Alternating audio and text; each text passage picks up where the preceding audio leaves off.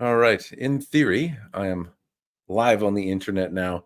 I'm not sure how many people are in yet because I think I scheduled it. I hope I'm live. I'm never entirely sure if it's working. But today I have a guest. This is Joseph from Plus5Amrory. We met over Blade Show, and he makes some cool swords. But I will let him introduce himself and tell you more about it.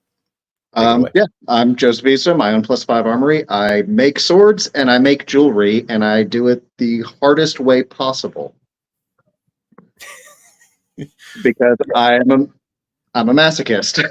You are a masochist, a weaponsmith, and a jewelry maker, combining all your hobbies through hard all work. kinds of kinks. So Yes, and there were actually some particularly interesting examples of, I would ask the question, like, have you ever combined your works together? And I recall in particular the Damascus brass knuckles that you made with yes, like diamonds upside down that made yeah, a little 4/5 of a carat of natural diamonds point up. Yeah. They're actually sitting like, I don't know, 30 feet from me right now.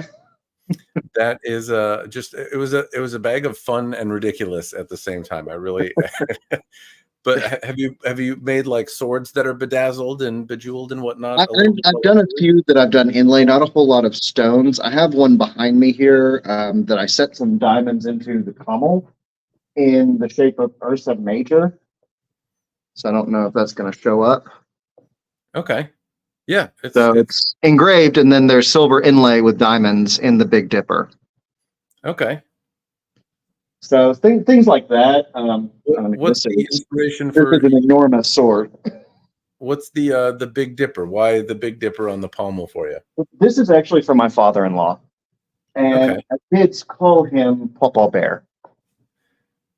So Ursa Major being the Great Bear, that's what I put on a sword. Okay. Is he like a fan of astronomy, or is it like just a symbolic thing? It's actually based off of the Dresden Files by Jim Butcher. Okay.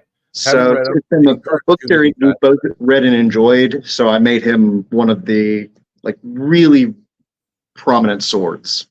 Okay. No spoilers, even though those have been out for that's on the book series that I need to get to, because everyone has said like, hey, this is something that's got swords in it and you're a nerd and will like it. And so I've been meaning to.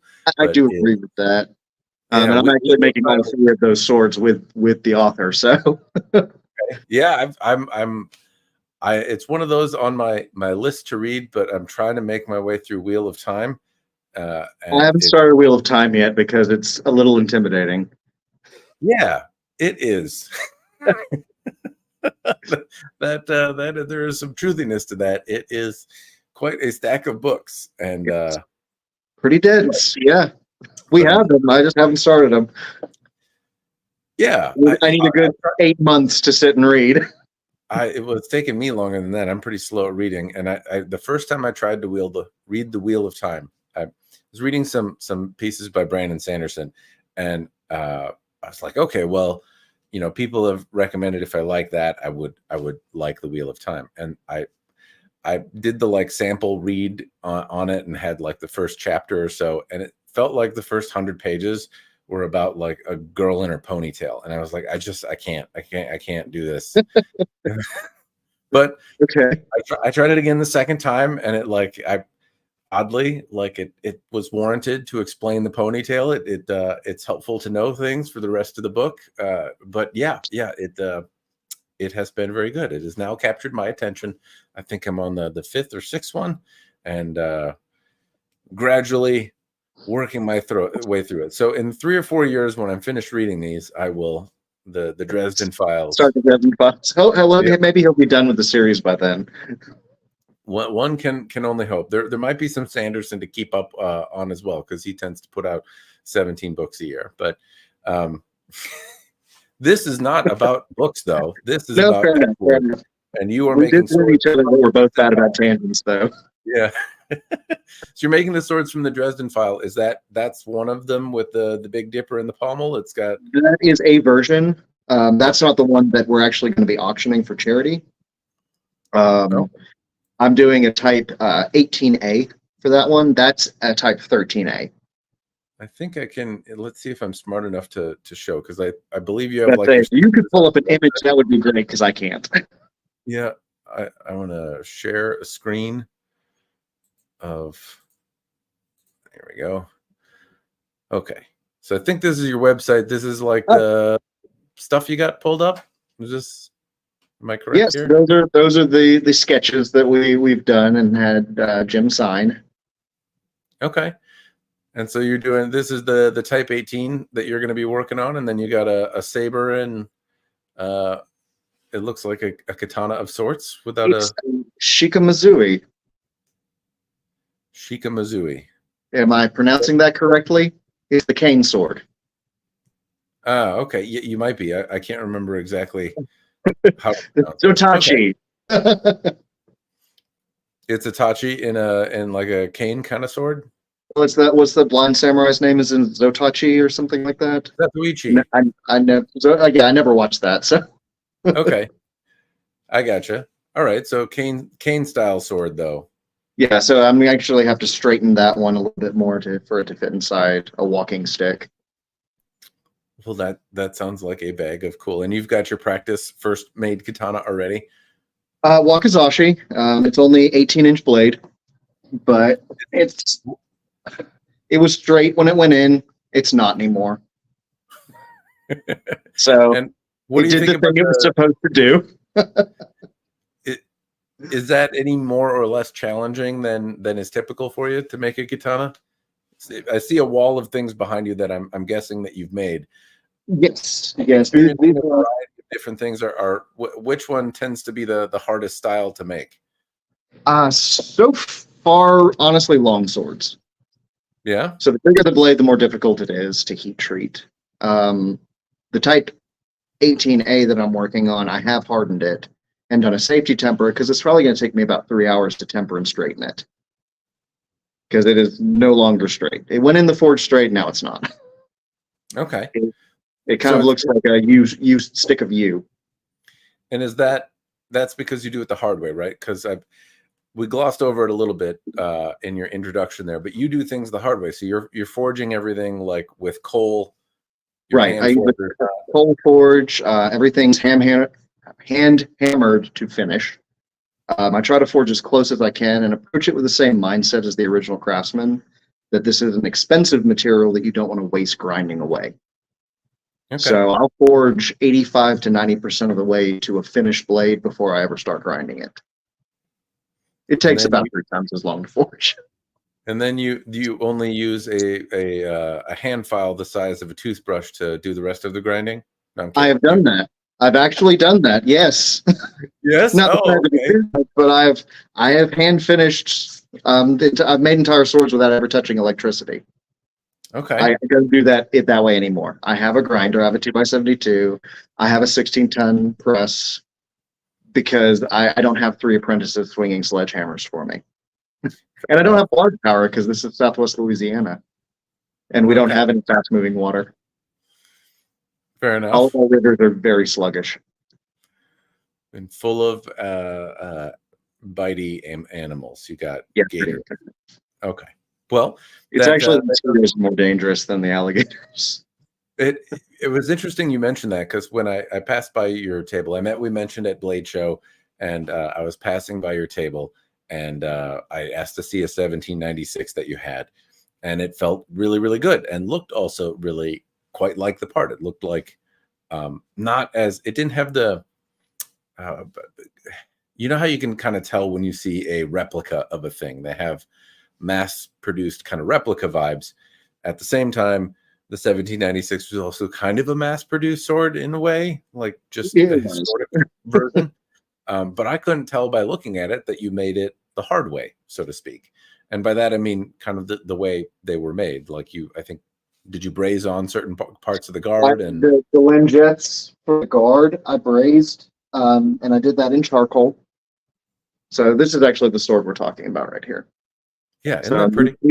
These langettes are dovetailed with a needle file. So I pressure fit them in place, and then I stick them in a charcoal fire and use a hand bellows to melt copper or brass into the joint.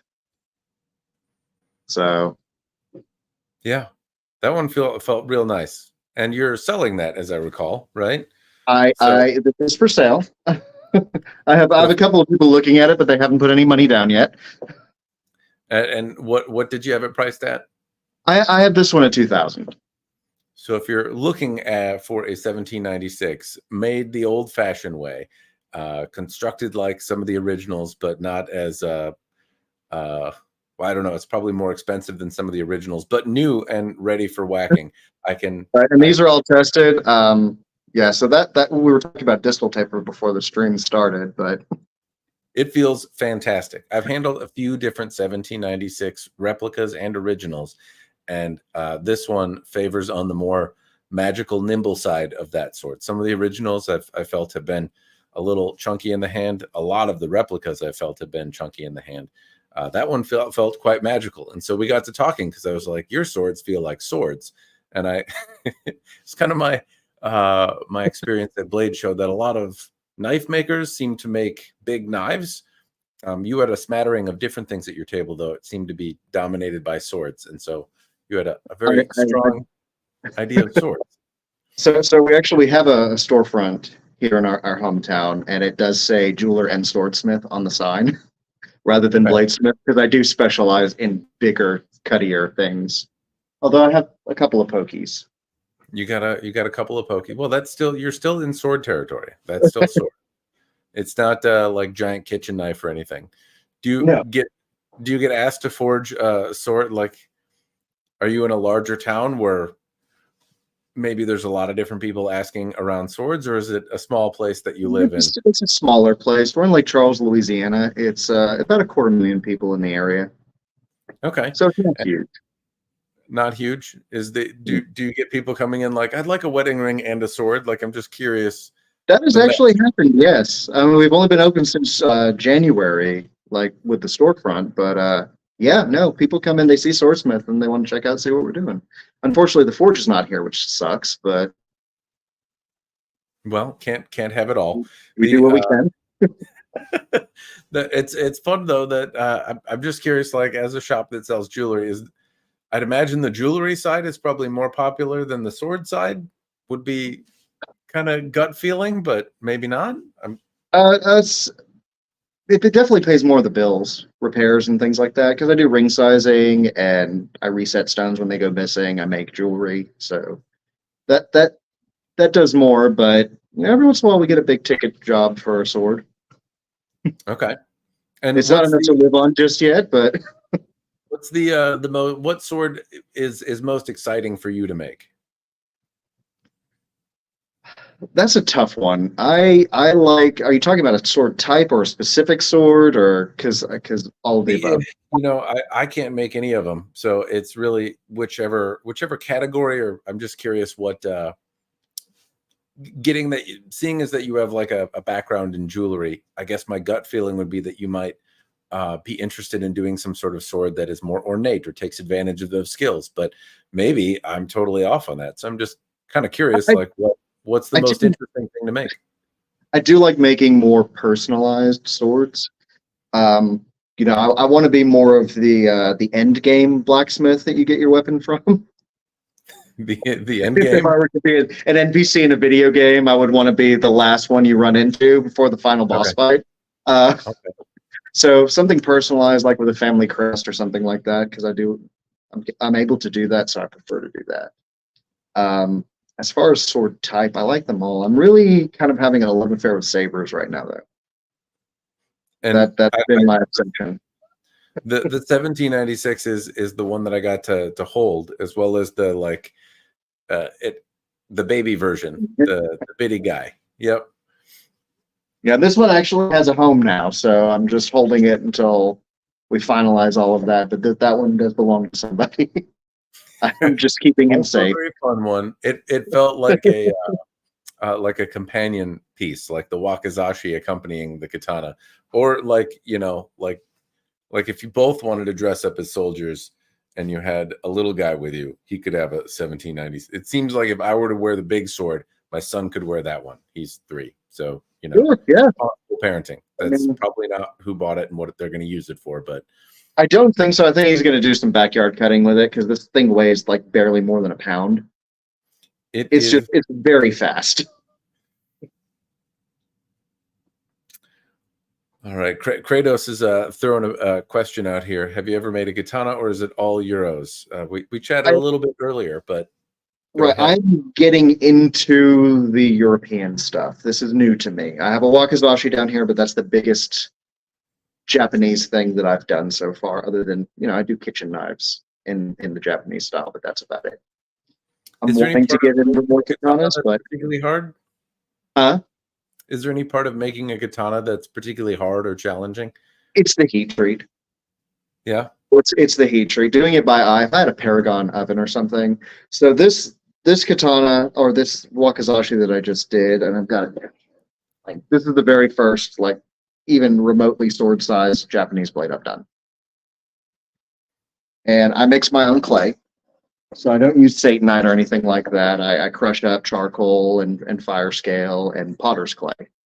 And so the mixture is a variable. How thick you put it on is a variable. How hot the blade is when it goes into the water. The temperature of the water. All of that. How thick are your ashi? It all plays a part in what happens. And I have a pile of broken blades that look just like that. This time I got it right. So that sounds so disappointing. I know breaking swords, breaking in the heat treat is a thing that's a common, like, historically a thing that happened when they heat treated, and still today, as I understand it, a smith might have to give it 2 or 3 tries before they successfully get a sword that comes out the other end. And I can just imagine, though, that's got to be devastating, because it's yeah, when you've spent, a full week's worth, and we're talking about modern steel here. That's W1. Mm-hmm. Just swinging a hammer at this bar of metal and then polishing it and grinding it, prepping for heat treat. At least an hour mixing clay and lining it up and doing your pattern, and then it just goes as soon as it hits the water. Yeah, it really sucks. Yeah. Or I've had one that it survived the quench. I was pulling it out and scraping the clay off of it, and I didn't temper it fast enough, so then it cracked. I don't know that there's like an example, but like the closest thing I can imagine is like if I tried to bake a cake or something, and then, like, as I took it out of the oven, I dropped it on the floor and it splattered everywhere or something. But or at the beginning of the episode of the Brady Bunch with the souffle. Yeah, oh, that sounds rough. That does not sound like. I admire the determination to go back and try more, because I think if I had spent a week and then ended up with a letter opener, I would be very discouraged, and I would find it hard to continue. Well, there's a reason why I've been at this for about 2 or 3 years trying to get into the Japanese stuff. It's because I'll do it, and then I'll go a couple of months without wanting to look at anything remotely katana-esque. I get pissed when I'm editing a video and, like, Photoshop or like the Adobe program crashes and I lose an hour of work or 2. Like, that's enough for me to be like, I need to take a break. I can't. I'm going to punch my monitor if I keep doing this. And that's 2 hours of work. If I had to go back and start over from a week, I don't know. That would. Do you have like what is it, like a stress ball or something to squish while you're working?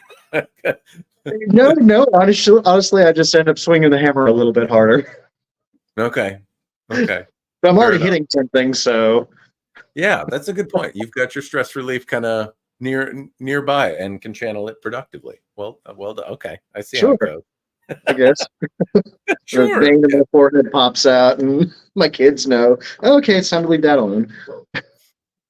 What has there been any sword type that you maybe thought was going to be challenging but turned out to be easier than you thought it would be?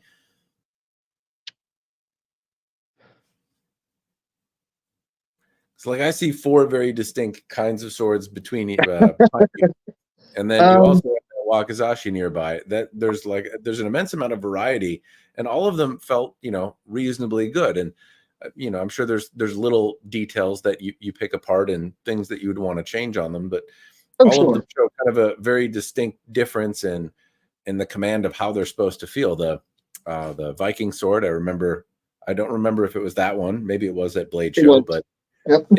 it felt the heavy in the right way. The saber felt nimble in one of the better ways. The little small sword felt really endearing and pointy. It felt like you could move that around and get the tip right where you wanted.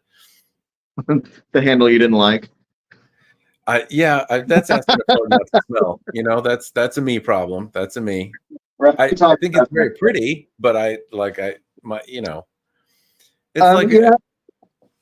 I'll normally spend a few weeks or months kind of studying as many specifications as I can on an original before I ever try to make something. okay. So there's a lot. I try to be versatile in what I can do because I want to be able to keep doing it. But I always make a monosteel version and then I'll try it in Damascus or pattern welding for the people who want to be pedantic. In fairness, No judgment on them. I love being pedantic. So this conversation is going to go great because we're both very pedantic about things and have a tendency to be on tangents. But you mentioned that you want to be like the final boss weaponsmith. It didn't dawn on me until like I really kind of fell into the weeds on swords, how weird it is to like be in a small village where you encounter a blacksmith who sells, particularly like you're in this village that's like made of nothing, and then there's a blacksmith selling swords for like a bajillion gold. And there's all varieties for the various, depending on what your character build is, he makes all different kinds of ludicrously expensive swords, but also lives like in the side of a mountain on a small village with nobody that could afford the stuff. Yeah, So like, how are you making a living here? Like, yeah, it's a really weird economic situation happening. It's just like, oh yeah, people come here all the time to kill dragons, so I'm selling swords made of Diamondius to poke him. So, yep, $1 billion. You'd think he would retire or something like after this anyway. But sure, yeah, one sale and you're done. But your variety was impressive, though. They all seem to have nuances that were in line with like the historical iterations or good versions of replicas that have held. And that isn't super common. Usually, like somebody makes a type of sword good, but then, like the next one they don't always feel right when there's a blend of styles. So I didn't know if there were any nuances that are hard to pick up. Is it the research that helps you in that, or is it just the level of tape? I've had a chance to handle some originals, not like the really old Viking era originals. I'm not Peter Johnson, but there was a guy when I was doing my journeymanship for jewelry right up the road. He had a collection of military sabers from England, from like the Crimean War. And he was like, hey, can you polish these for me? I was like, no, you're insane, but I'll hold them and fondle them and go, ooh, these are so light. I found out that the Prosser quill point, while being a terrible sword, feels really nice in the hand. Fair enough. So the back blades are awful, but they feel good. They feel good. Is there a type of saber after the 1796 that you've conquered that you wanna make? There's one that I did make, and it was the baby version. It was the infantry officers, the 1803. I did that for a customer, and it was all snakes and math themed. Snakes and math. Snakes and math. That was the brief. So instead of doing the lion head pommel, I did a pit viper that I carved in wax and then cast in bronze, and had a jaw cast separately. So when the guard strap passed through the mouth, I could solder it in place. Do you have a picture on your site? It should be on Instagram. There should be a couple of pictures. I would pull my phone out, but it's right here. So I think we got the doobly-doo here. Yeah, that's the one. All right. You got the snake head with a nail pop through it. And those all of my swords have iron tangs. So okay, because you hard weigh it, right? Right. Well, it's a lot easier to paint them over too, and that's how the originals were. Is they would have really long, mild steel or iron, in their case. These are mild steel, because the bladesmith didn't decide how the handle went. That was the cutler's job.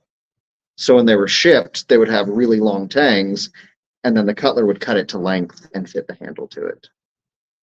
That was their job. What's your next saber? Probably that sharpened Yeoman one for the Dresden file blades. Okay. I don't know. It doesn't fall into a specific typology. It's because it's pre-regulation. I'm trying to see if I've got. I can go back to your drawing here.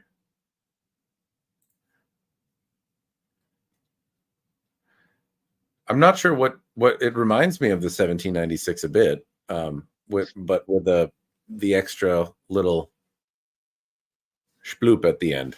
Totally. Yes, it's got a Yeoman back there. It goes into a diamond section, really flattened diamond section instead. It's a pre-regulation sword, though. It's more like the Austro-Hungarian or Polish sabers from prior to the 1770s, 1780s. The brief is basically it was like something that could have been used in the Revolution, the American Revolution. So that's what I'm aiming for. And is there anything in particular that you have to do with that sword that's like different than a historic version? There's something special about them out of the Dresden files, but like I don't know the book. I actually have to the Langet. I have to braze a wrought iron nail as one of the Langet because that is a. And then the pommel. I've redesigned the pommel already, but I don't really want to go into detail on that just yet. That one's going to be a surprise. Okay. But it does have the hieroglyph of the sun that can be used as a wax stamp.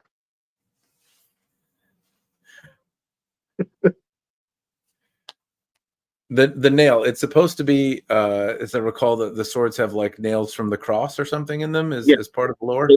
These are the swords of the cross. So each have a nail from the crucifixion worked into the hilt somehow.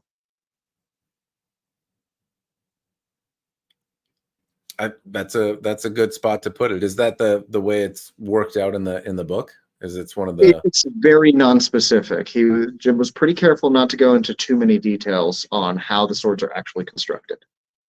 Okay, so you get to, which is fortunate.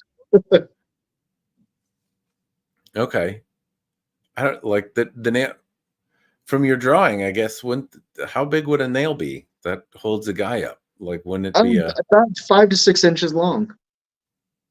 Okay, yeah. So I'll cut a recess into the handle so that, it actually sits down in the leather in a crease. Okay. Well, I'm looking forward to seeing how it works out because it's kind of a nifty idea. Like I don't know, like for some reason, like I've seen recently, well, not recently, but I had a planter box that got built and they used big 9-inch nails on it. And when I saw somebody like hammering in nails, I'm like, instinctively, that's what makes me think like would be used as some bulbous nail. Because I'm like, morbid thought, but were I to nail somebody high up on something, these seem like they have the structure to hold them. and I want them to stay there. Yeah. Yeah. It seems like a nail that I might use to like stick boards together or like shingle something. Probably aren't robust enough, but I bet you have a strong command of proportion. So I am no doubt. The archaeological findings, because the Romans did like to crucify people quite a bit, and the ones that we found that we're pretty sure are in between 5 to 7 inches long. Okay, there's your research. You're like, no, we have from. We do. The 9-inch nails. That's what they were going for, but they were hardly ever actually 9 inches. Okay. They were a man's 9-inch. Fair enough. I like the Sorry, guys. This is not 6 inches. Yeah. Without making it too blunt a dick joke, I like the integration that you have on the katana side too. This like using it as a Minuki almost. That was the plan. We're still playing with designs on that one. The whole point of it being a cane is that it's not obviously a sword. And it needs to If you be a do an cane. Edo wrap on it, it's obviously a sword. Okay. It has to be a cane though, right? It does have to be a cane. That part So he's very clear about. the just some notions. Sometimes the canes have, you know, there's a little rim, like it's not really a suba in the conventional sense that sticks out, but Right. actually, do I have You're one behind me? Yeah, I do. It's just so perfect. happens, not a cane sword, but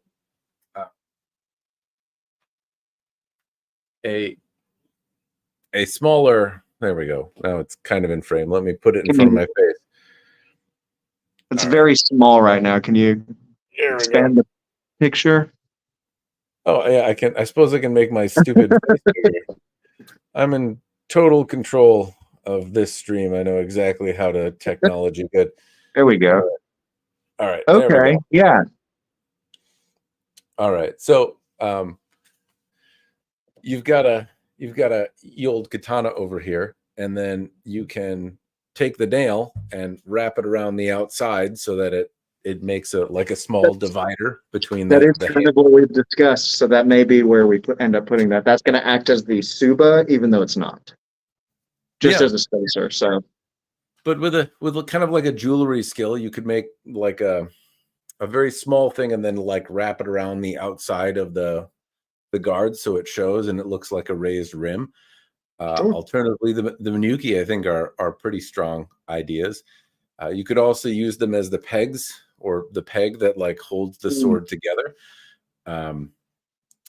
Or there's usually like some sort of habaki as well, and you could integrate it somehow into the habaki that it holds on. So there's a few different ways to I think integrate it. The other one, if it's integrated in the hilt and that's part of the novel, then disregard. But every now and again, you'll see like horibono, I believe is how it's called, where there's intricate carvings and stuff like that and inlays that will happen in the sword. And there's one that like sticks in my mind from a museum that had this dragon kind of whirling along the spine. But you could pretty easily, I think, integrate into the Nakago or into the spine if you wanted it visible. Carve out a section and then inlay an iron nail into it, and you would have. I was playing with that idea too. So yeah, these are all things that have been considered and may actually happen. So I just got to play with it and experiment a little bit to see what I can pull off, because I haven't done anything quite like this. No, it's pretty nifty. I like the color, the way you have it in the saber looks a little bit MacGyver-y. The longsword and the katana, I like your integrations, and it seems like it fits really well in the sword. Replacing that little what did you call it, a langet or what did you call it on the Langet. Okay. It reminds me of it looks like the I don't know, it reminds me of like Polish sabers and stuff like that too, but I imagine grabbing it there and having the nail thing like rub into my hand, and so the head of the nail is right where I would hold on to it. The head of the nail actually takes the place of a thumb ring. Okay. So you actually can brace your thumb on the head of the nail. That's why it's at that level. So it gives you extra control by pressing with your thumb. But it looks like let me pull this thing back up here. Let's pull back up. All right. So bear in mind, it may be my drawing. Yes. But that could be the problem. Pedantic, but it looks like in this. Well, I don't have to make it that way. This nail head looks like it's going to rest right where my. Well, it looks like it'd be on my fingers the way that I'm holding it. It might go between my two fingers, because if I grab that grip, it looks like nail is right on. And that may be the level there, shown in the. It's not all to scale. Yeah. Your sword looks really nice though. Like it looks like an awesome shape of a sword. I think it's going to look really cool. So, I hope so. I hope so. Yeah. No, that's a really exciting project though. Are there any other books that if you had the same opportunity you would make swords from, or all movies? Of them. Just all of them. Yeah, so long as I have an excuse to make swords, I'm happy. Okay. Any It'd be kind of nice if sword. I get paid for them too, but I'm going to keep making them whether I get paid or not. I suppose it helps to be able to get, like make a living off of it. Sure. Is there any book that you would want to, or like anyone that excites you outside? Because like these are obviously coming up, but I'm curious if there's another one that you've always wanted to make, but it's either too ambitious or just haven't gotten around to it. Um, Books, not really. Movies, not so much. Because, in all honesty, let's face it, most movie swords are just terrible. Yep. I think we can agree on that. Movie swords are awful. There is a video game from the '90s that kind of inspired me to get started in this when I was a kid. So, and that's Chrono Trigger. Okay. There's a kind of quest line in the game. It's an early JRPG where you have to fix this broken sword to take down a wizard 400 years ago. And I'm glossing over a lot of the details here, which is fine. But that mission, and then later on, the same character makes a different sword, makes a katana called the Rainbow. Those are two swords. I was like, okay, the Masamune. This ain't called the Masamune after the swordsmith Masamune, but it's a big broadsword. It's a longsword type. So that's what I'm working on. That I want to Okay. do. I'm going to do some chasing and repoussé work in the hilt, and then a couple of the sprites that represent the sword are going to be in the pommel. I So please I don't never sue me, Nintendo. I never did Chrono Trigger. I heard really good things about it, and it was the genre of game that I played. But back then, like there weren't such thing as like Steam sales. You know what I mean? Right? Like you got a game, they were still really kind of expensive, and then like if you didn't get them in a window, they just weren't like for sale anymore, and you couldn't just go buy a Chrono Trigger if you heard about it 2 years after it came out and people told you it was great. It was a lot harder to get them. At least Yeah, it we was for me. actually ended up with our copy when the video store in our town in Oklahoma was closing. Okay. So they were selling all their games, and we bought that one. I'm trying to think of what JRPGs I played. I remember the Final Fantasy games on there, and like the Legend of Zelda and stuff on the Super Nintendo, because I think that's where the Chrono Trigger was, right? Yes, Right. it might have been for Sega too, but I know for sure it was Yeah. Super Nintendo. I heard lots of praise thrown that way, but it was never one that I got to play, and I It's not certainly too nerded late. out on games like it. Yeah. It's not too late. You still have a chance. It's hard to go back to those 16-bit games. I actually can go back to, but I find myself just not at all interested in playing JRPGs anymore, Okay. modern or old. I've tried to replay Final Fantasy VII, for example, can't do it. Also not interested in the remake, but my brain is more wired now. Like I really enjoyed Baldur's Gate 3 when it came out, not just when it came out. That was really fun. Otherwise, like XCOM 2, or I'll play RimWorld, or game, basically because I have children and my attention can be at any point stopped. I need a game that requires like the thinky parts, but that I can pause and walk away from, and then like also come back to and be able to continue where I was. And Yeah, I I, find the I twitching understand games, that like, the kids issue. yeah, I've tried like Dark Souls, for example, and The Literally Witcher. an impossible game. Yeah, the Witcher was a little bit of a twitchy game, but like it balanced out, and I felt like I could continue playing it and still be reasonably proficient at the bouncing around you have to do. But even that one's a little bit twitchy for me.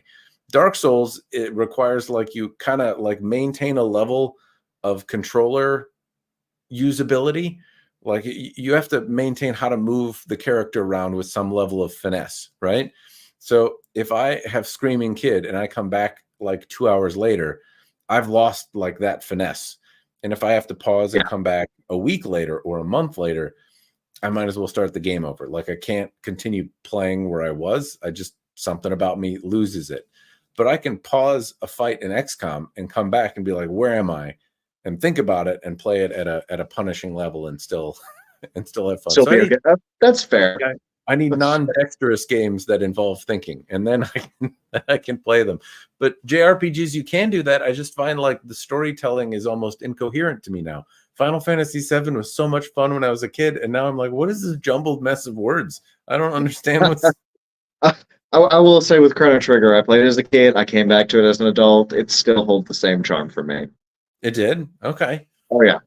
That might be it, because I find that like the PlayStation 1, there's really nothing that I want to play from that console that I remember playing. Like all of the graphics are so jarring now that like it's not fun to play.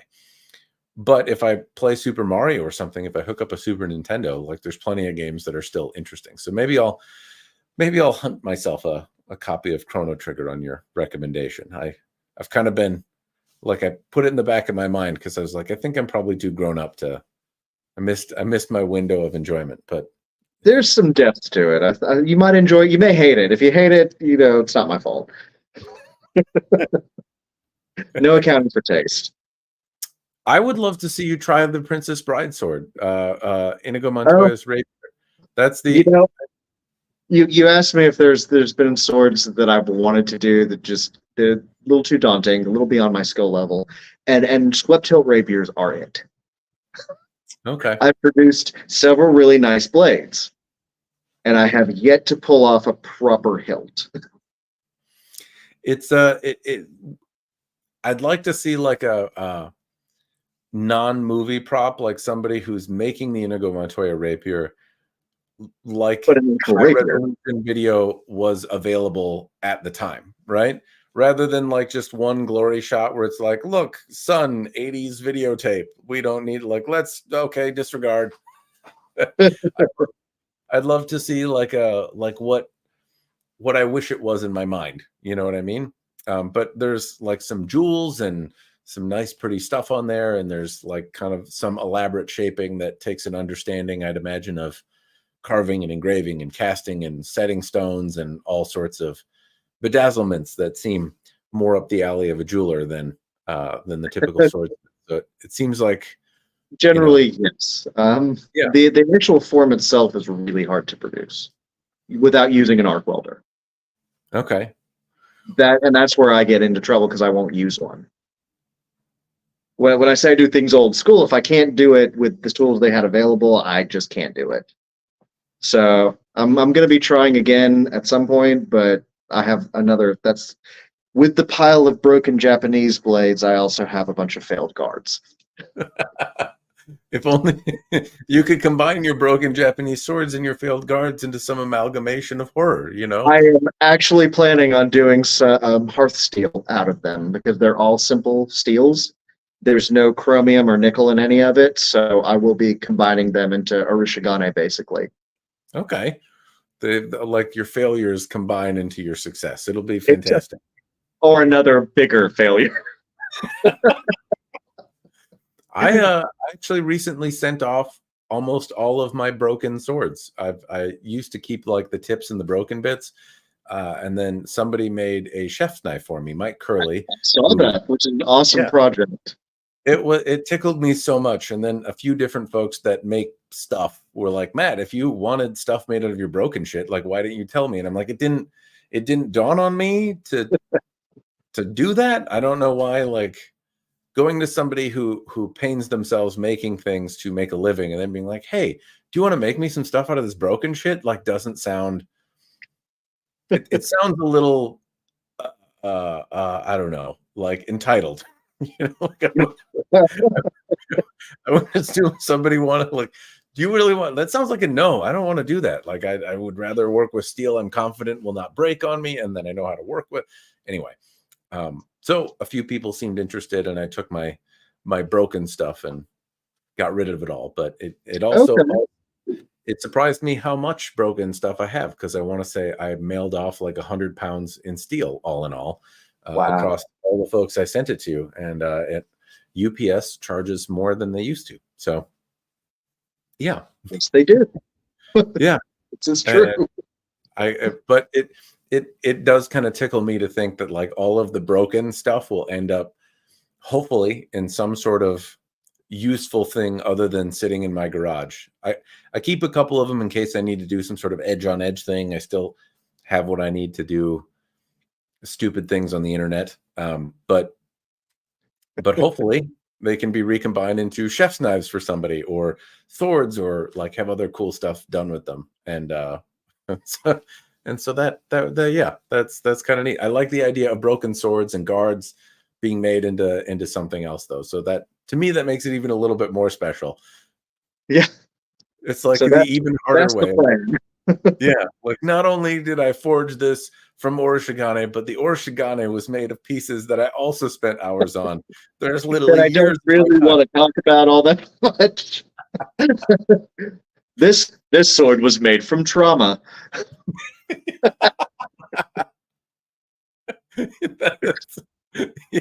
Yeah, but that sounds, I don't know, something about that is a little bit magical, right? Like, at least I think it is. There's something about the journey it's been on. Well, the idea came from, I was approached after Hurricane Laura. We got hit by that one in 2020. Their house was pretty much demolished, but it was an old house that had hand-forged square nails. Okay. So the guy approached me, and he wanted some knives made from those nails for his kids. Not everyone could actually produce a steel out of those, so I was like, well, yeah, I can turn these into steel and make you a knife, make knives out of them. And so I was like, well, what else can I do in this vein? I was like, oh, I have a lot of mistakes. I can do that. Yeah. That's actually one of the neat things. Mike Curley also has done that for me. And as I think of knives that I enjoy, a lot of people, I imagine, target like making something very nice and that performs well, and are interested in using steels that are easy to work with, and that also, deliver a very high performance. And I'd imagine there's a customer that is looking for a really high performing knife of a variety. But it dawns on me as I age that I'm a big softy and very sentimental about things. So knives made out of special things, or like things that, that knife made from pieces of my grandma's house, is like really, like, it, makes me tear up a little bit. That it's a really, really special thing. So that sounds like a very touching gift, to have a house, I'm sure, full of memories that's gone, but made from the nails of your house. That's a keeper. That's really special. Oh, and that's really what I do as a jeweler. Is people bring me their family jewelry that they don't want to wear. I pull the stones, I melt the gold, I use their gold to make something new, and then it's a piece that they'll wear and pass down to their grandkids. Yeah. So I'm trying to do the same thing on the sword side of things, or knives, or axes, or whatever you want. Yeah, I can see it being special in swords. Like, oddly, on the sword side, there's a historical element to it that is fun. I would, like, in the Japanese realm of things, I'd always be more interested in tying, like, people put meteorites, for example, into swords, and they seem really interested in having a space katana.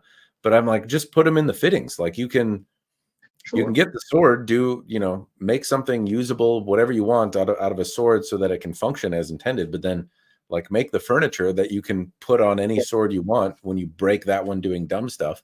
Yeah, functional first. I actually proposed to my wife with a knife that I incorporated Cappadocia meteorite into the blade. When you say propose, were you holding the knife like, do you want to marry me? Or like, yeah, absolutely. That's exactly how that went. No, I held it out to her, and I asked her if she would marry me, and she looked at me, she said, "What? No." Because she thought I was joking. She immediately recovered and said yes, but... Yeah. So you're a jeweler. You can make rings, but you made your future wife a knife made of space rocks. Made of space metal, and some of my pattern welded steel, and some vintage wrought iron. Okay. And does she like carry it with her? Not well. She works at a bank, so she can't carry it with her. But she does carry it when she can. Okay. It's a Norwegian, like a very small sax, or however you pronounce that. I only found out at Blade Show that people call it sax. Sax. That's how I pronounce it. Because sax, I played that in high school. That's how I've always heard that they were called. And then, like, I was talking to, I met a sword friend Landon while I was there, and he was mentioned, like, do you call it sax? And I was like, I've called it sax. And he's like, I heard it was supposed to be sax. And I'm like, yeah, fucking idiot, you don't know that? Yeah, actually, you had that conversation at my table. Yeah. Like, of course, you don't know that. Like, neither one of us knew that. We collect swords and play with them all the time, but I mean, we were actually discussing this one. Yep. That's the one that brought it up. It is. It's right here. So, yep. Yes. We that was fun. Good times were had at Blade Show there. But yes, learned a lot, and that was one of the takeaways. It's sax. I pronounce so many things wrong, though. At least, well, I do too, but and there may be someone in chat or watches this later on that goes, oh, "Fucking idiot! It is sax. I can't believe you corrected people." Yeah, that's well. But you might have been right, and I was wrong. I don't think that's likely. I think I heard sax somewhere, and that's how it stuck. So, but also, like, I review swords on the internet, and like I can go and look for, like, how do you say this, and they're all different and also all wrong. And so then I say something, then I hear other people pronounce it like me, and then somebody will be like, hey, did you know it's actually pronounced this way? And I'm like, I didn't. I think so long as we know what we're talking about between the two of us, it doesn't matter how you pronounce it. Here we go. Somebody's chiming in. Mr. Owens, I don't know how to pronounce the A and E together. Relax. I do believe it's sax. Sax. This is, I don't, is this, this doesn't help me. I don't know. I'm sure it's intended to be helpful or spiteful or funny, and it so is. So long as there's umlauts, because that's an sound. Yep. Nope. Don't know how to say that one, but yes, that is. But the Princess Bride rapier. So you've had some failed swept hilts, but that one seems like also one that would. So the issue with the swept hilts is it involves a lot of forge welding. And mild steel does not like that. It doesn't weld to itself very well. So when I try again, it will be in wrought iron. Isn't it supposed to be like what is it? It's like all gold colored. So well, the one in the Princess Bride, I think, yeah, it's other. I thought it was white, but I could be wrong. I'm gonna look it up now. I mean, rapiers as a more general object with the forge welding. I mean, if it's brass or something, that's easy enough to do because then you just solder everything together. Why can't I make them image a big? Okay, here I'll share this. No, that's not how I share. Bam, I'm sharing things. Here we go. The top definitely looks okay. Look at all that. So gaudy. What's that? So gaudy. Well, that's why there's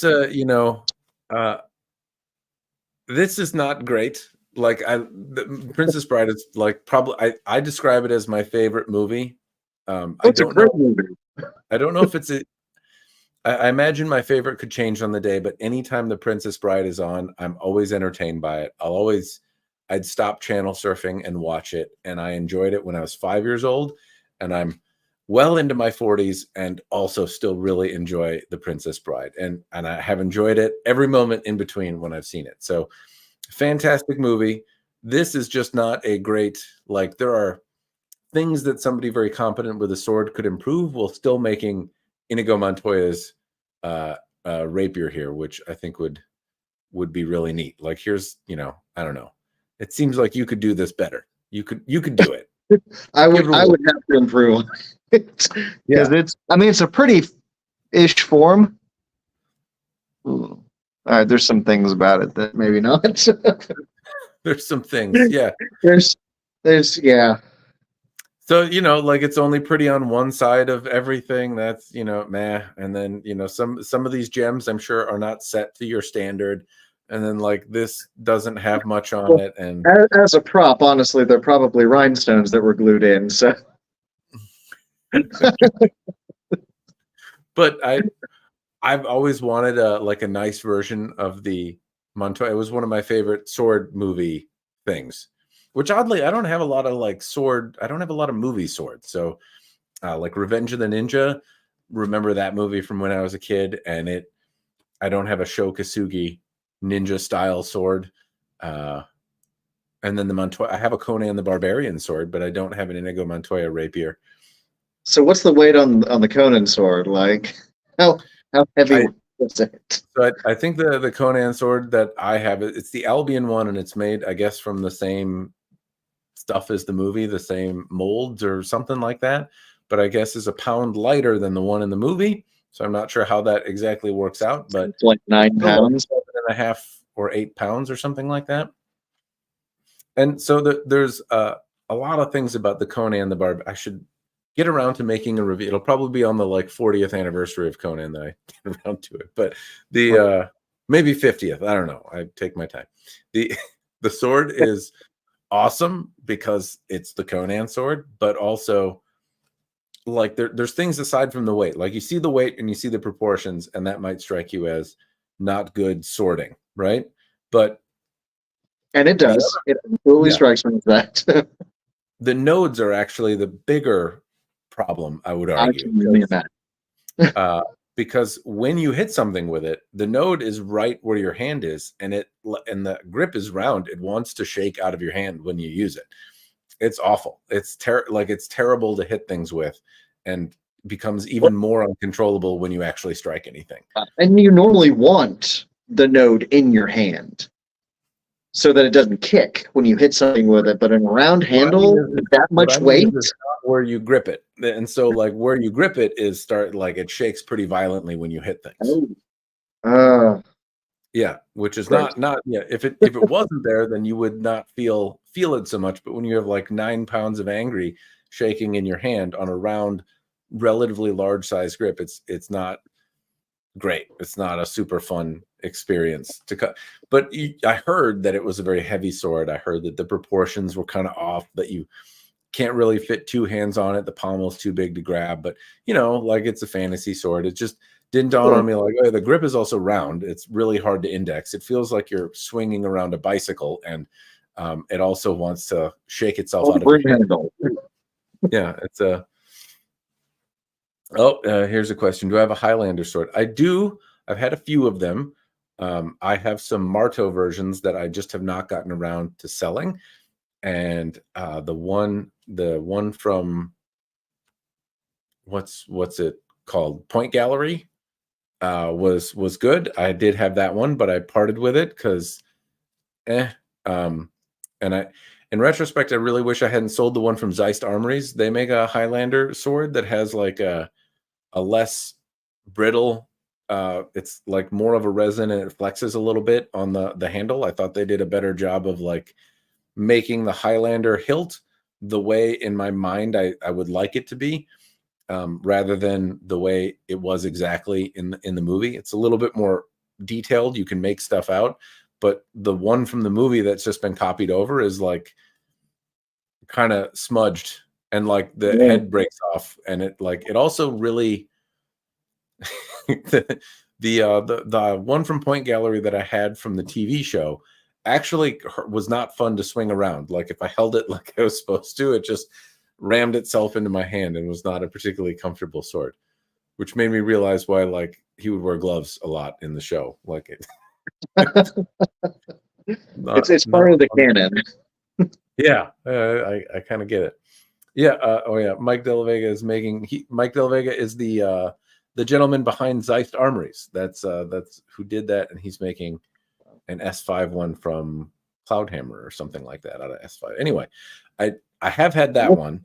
Highlander was also cool, but I can't say that I'm as tickled every time Highlander comes on, right? Not that I don't like Highlander, not that it isn't a great movie, but I think, I mean, it's kind of a classic for sword nerds. It is. It is. It's very good, but like Highlander felt like there was a bunch of miseducation stupid in it. You know, like The Princess Bride was obviously like a fantasy thing. Highlander, I think, rather than being like, yes, it was folded 500 times and it was like a jet engine from the Middle Ages, and it perpetuated a lot of sword nonsense that I don't know that the Princess Bride did. Though, then again, like Inigo Montoya in The Princess Bride finds a secret entrance by like poking his sword into a tree. But at least it like flexed and sprung back. I don't know. It didn't feel like it was And as sure much. flex a lot for supposing to be a rapier. They're Yeah, supposed to be pretty rigid blades. yeah. That's. I feel like it's less of a bend of the truth because he didn't chop a concrete pillar. No, he didn't chop a concrete pillar and didn't claim it was folded a million times or anything. Yeah. He just And said, "My father, he spent a year making the sword." does not work that way. Does not. You can't chop concrete pillars that way. Trust me. Yeah, we all know you tried. Yeah, I've done it a few times, and it never ends up like Highlander. I mean, I test mine on an oak stump, but I don't, not concrete. I did break some cinder blocks with a warhammer I made once, but that was about as far as I've taken it. Ooh, hammers. So you're also making I make axes and asymmetrical wrapped eye Viking style axes with the forge welded bit, so the traditional make. And then I also do warhammers with the jump welded face and the cleft welded spike. What's your Wait, grab one? I've got one up front. It's all rusty. It's mine. It's the one I messed up because I was beating on concrete. I think sometime if we can get like the photo of your failure pile, your like your woe pile, that'll be fun. But what's is apart from swords, what's your like next favorite thing to make? I do like axes. Axes are a lot of fun. Okay. Do you like the battle axey style, or is it? Yeah, more weapon than carpentry tool. Okay. If we're counting things like dirks and whatnot in the same family as swords, daggers and dirks and swords. Yeah, I like axes. Knives are okay. Kitchen knives mostly. I don't really do a lot of skinning knives or hunting knives. I have some. I try to keep those in Damascus so they don't bore me completely because they get. I mean, there's not all that much to them. I wouldn't know. Well, that's not true. I did make one knife one time. I forged one incomplete knife. It's on my list. I have some video of it. A friend of mine had a coal forge. He bought a house, knew nothing about forging, but naturally we've liked swords since we were kids. And he bought a house that had a forge in it. There was a coal forge, and he had like a little. Wait, you bought a house that just happened to have a forge in it? Yes, he That's bought awesome. that happened to have a coal forge in it. And so in like the garage area, there was the whole apparatus to do coal forging. And so over a few years, he kind of figured out like, how do I work this thing? And like, what do I do? And I'm not sure entirely has it 100% figured out. Like if he fires up the forge, it smokes out the garage for a while. Like it doesn't make a draft for a while. And it's, anyway, different. Once it's going, it's fine. And he had it going. And while I was on a trip out there, I got to forge a knife out of some, scrap, I think 5160 or something that was out there. But, just trying to figure it out. And so I got a chance to do it. And it is the worst knife ever. It's awful. I had, yeah, like on one hand, it's way easier to move the steel than you think. And on the other, it's like it moves in some way like easier than I expected it to, and on others like not where I wanted it to. So it's a combination of for my single attempt doing it, harder and easier at the same time. Just different things were easy that I expected to be hard, and different things were hard that I thought would be a little simpler.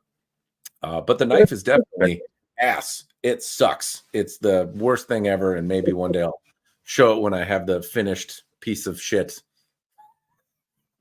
Well, go polish that turd. Yeah, I like. There's only so much I can do. It like wanders around. I don't have like the right. Yeah, it's awful. It's super shitty. That's most people's first knife. Although, if you believe certain Facebook groups, like people are coming out with like Mosaic Damascus as their first knife. Good on them. I mean, That's good bullshit, but good. yeah. You don't. What is there a time where somebody you think could like make a Mosaic Damascus knife as their first knife? Like, what would they have had to do You before that? someone that really knew what they were doing, standing over your shoulder the whole time. Okay. And even then, I'm really doubt. I don't even do Mosaic Damascus. I do multi bars because I don't. Again, I don't arc weld everything together, so it's easier for me to. Mosaics are too modern. I don't mess with those.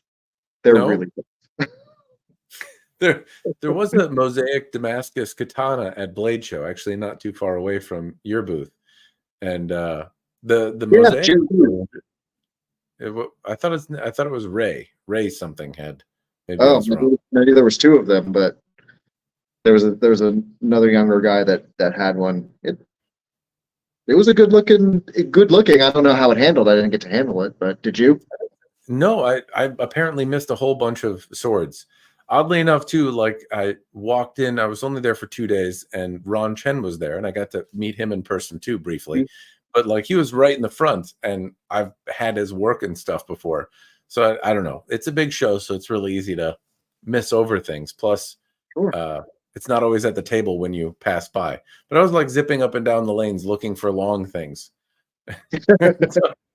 So I thought I saw most of them, but people keep mentioning pieces. We're like, did you see this? And I'm like, fuck, what the hell was I doing? No, I didn't see it. I saw next to nothing, so I was at my table most of the time. I got to get away once on Sunday. I thought it was apart from the knife makers make big knives and sword makers make little swords, that seem to be not a blanket statement. There are definitely sword makers that I think can do both, and knife makers that can do both, but there was a bit of a pattern that the folks that specialized in swords tended to make things that didn't have the same kind of fit and finish that people that spend all their time on knives do. Like if you're making a really high-end knife, then some of the flaws and inconsistencies that you might tolerate in a sword seem to be present on the knives. But knife makers often made these like very refined, very clean edged, very, no gaps in anything, like a lot of little fit and finish like they might put on a custom high-end knife. But then like all the portionality and like moving it around and taper, all of the dynamics of a sword were not there, and it was very much like a big knife. At that point, it's a perfectly made sword-shaped object. Yeah, But it's it's still exquisitely crafted. yeah, it's not something that you'd want to move around. It's which doesn't usually trouble you in a knife unless you make something kind of abnormally large. Like every now and again, there's like a 12-pound knife or something like that where it's has like just ridiculous, made out of ridiculously thick stock, and it's huge and unwieldy, and you feel this kind of axe in your hand, and it feels more like a dumbbell than a knife. Right. But those are really rare, and they're kind of like just random novelties. As soon as you make a sword, though, like if you add an extra pound onto the sword, then like that's a really big deal, and it kind of prevents it from from being a sword. The margin of error for making a sword is a lot smaller than the margin of error for making a knife as far as handling is concerned. Fit and finish, you could argue it's the same. Specifically my fit is probably not up to most people's standards. As far as like gaps in the guard and things like that, symmetry. But I do it the way they did back then, so they end up looking like museum pieces. That's my goal. It's not that I'm necessarily lazy. I'm not claiming, oh, I could make it perfect if I had more time. I haven't practiced those skills. I probably can't. I wouldn't say that you're off. You do have like there's a sense of handmadeness to it, right? So if I'm looking really close at it, I can absolutely see that there are things that wander. It's not like a machine perfection, but it also doesn't look like you're doing it haphazardly. So I wouldn't Yeah, say I it's definitely try to approach it with I'm going to get it as perfect as I can, and that's important to me. Is that what you're getting is me. This is my control over the material. It's not a machine that did it for me. I don't have, any excuse. Well, my CNC crapped out on me or whatever. It's no, I made that mistake. That mark is there because I put it there and I couldn't figure out how to get it out. I have done with no one to blame but me. yeah, I gotcha. No, but the other thing that I noticed in Blade Show was how easy it was to look over knives. Because like I passed by so many Bowie knives that would be the jewel of anyone's collection. I could throw a rock and hit 100 Bowies and probably have 100 different people mad at me for hitting their Bowie with a rock. But there were so many beautiful Bowie knives there, or so many different, like really specially made, interesting knives that they all like blended in. Like I was just passing by them because like everyone kind of had this Damascus-y, really well made, very lovely, Bowie knife, this giant fixed blade knife that would otherwise occupy a significant amount of my attention. But because like there's just as far as the eye can see, it's really only the like kind of crazy things that stand out and swords. But fortunately, it does make the sword stand out a little bit more. Did you see anything at the show that caught your fancy? I always try to at least look at the stuff that Mark and Dale are doing with Windburn Steel. Okay. Because they're just doing really cool stuff. They're a father-son team, and I think that's awesome. Yeah. They actually had a guy bought one of the 10 swords that they did with the finger ring. Yeah. And he brought it by my table as he was leaving to say bye, and I got to handle that one. So that was really cool. I got kind to see that of want to play in that style, that Type 15 style, pretty soon. I've done one, but the proportions are garbage on it, so it's not for sale. That was a swing and a miss for me. That the sword was a little bit more dainty than I thought it would be. Like it's a reasonably well balanced sword, but it was a little bit more compact than I guess I thought it might be. Shorter than I was expecting. I liked the finger ring, the design. I liked how the scabbard came together, and I could see how it would be very, very appealing. The 15 that I have from Albion is a really nice nimble sword as well, but it's bigger and it's like a two-handed variety, so it's kind of it's a 15A rather than a 15. Yeah. But I thought they did a nice job with that sword. I can't remember how much they were though. I was also like, oh, that's pricey. I want to say they were priced at like 25, but somebody got one for 22, I think. So I mean, I think they were negotiating, but I'm not sure. Is that how it works at Blade Show? I don't know. Is it a haggle table? I know people do like the last day they'll start discounting stuff. I discount before the show. Anything that I'm going to discount is going to be discounted, and this is just how I like doing business. My price is my price. Everyone gets the same price. You can't ask for a better price because I'm not good at haggling. When I go to buy something, I'm going to pay the price. I'm not going to sit there and haggle with you. And if that gets me screwed over, then that's not really fair. No. So everyone pays the same price. If I discount something, it's because I've been sitting on it for a while and I need to get rid of it. And it's going to be you and the guy behind you and the guy behind you until it sells. You're all going to get the same price. Until you discount it more, but not at the show. Or until another, 3 months, I'm like, well, damn, I still haven't moved it. How long is too long to have a sword? Do you find that it? I now that I have my own place and it's only been open for 6 months, it's different. I don't know. I'd like to have a sword in my collection. Ideally less than a year. Okay. But, for right now, we're still getting our name out there. We're still making people aware that we exist. So I don't have a strict time frame on any of these. I have I'm not a sword seller exactly, but I buy projects, finish them. Sometimes I sell them. Often I do. You know, as a YouTube person, I will buy things for my own collection and then I will part ways with them. I don't do that with like the review sample stuff I have. Makes me feel a kind of a weird way. But if it's something that I purchased with my own money, then I feel very content to part ways with it if I choose to. And I've done that a fair amount, but there are definitely swords in the high end variety that I've had for sale for like, I don't know, 6 years before sometimes they sell.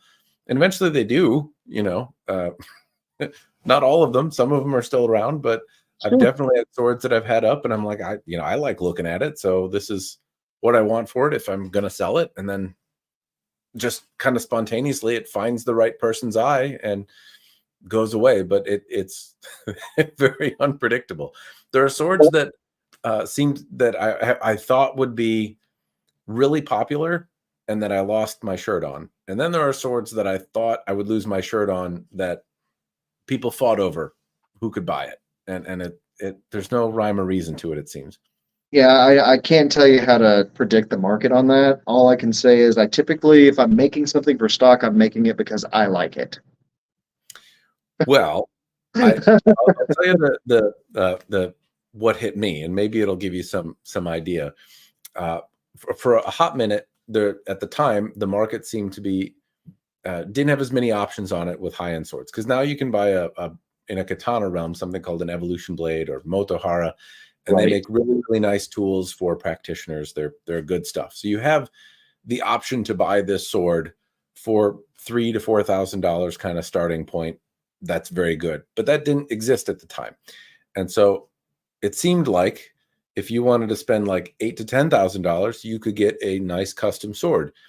But if you spent less than that, you're probably not doing very well. And the options available in like the $1,000 to $2,000 range were not at the same level as higher end custom swords.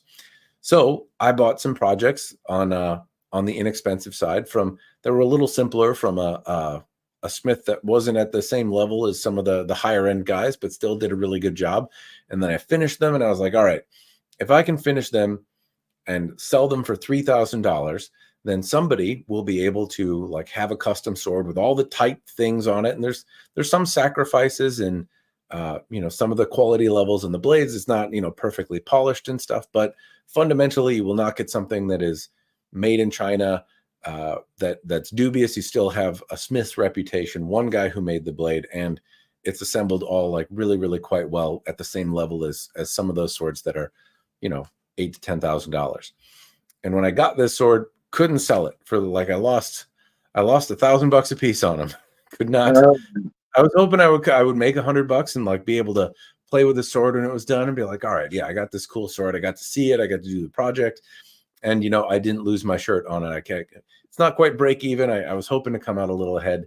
No, I did not. I sat on them forever. And then eventually they sold and nobody really bat an eyelash at me, losing my shirt on it. However, then I came across, I was buying a sword from somebody who's like, I have a Howard Clark Wakizashi. Would you like it? And I said, sure.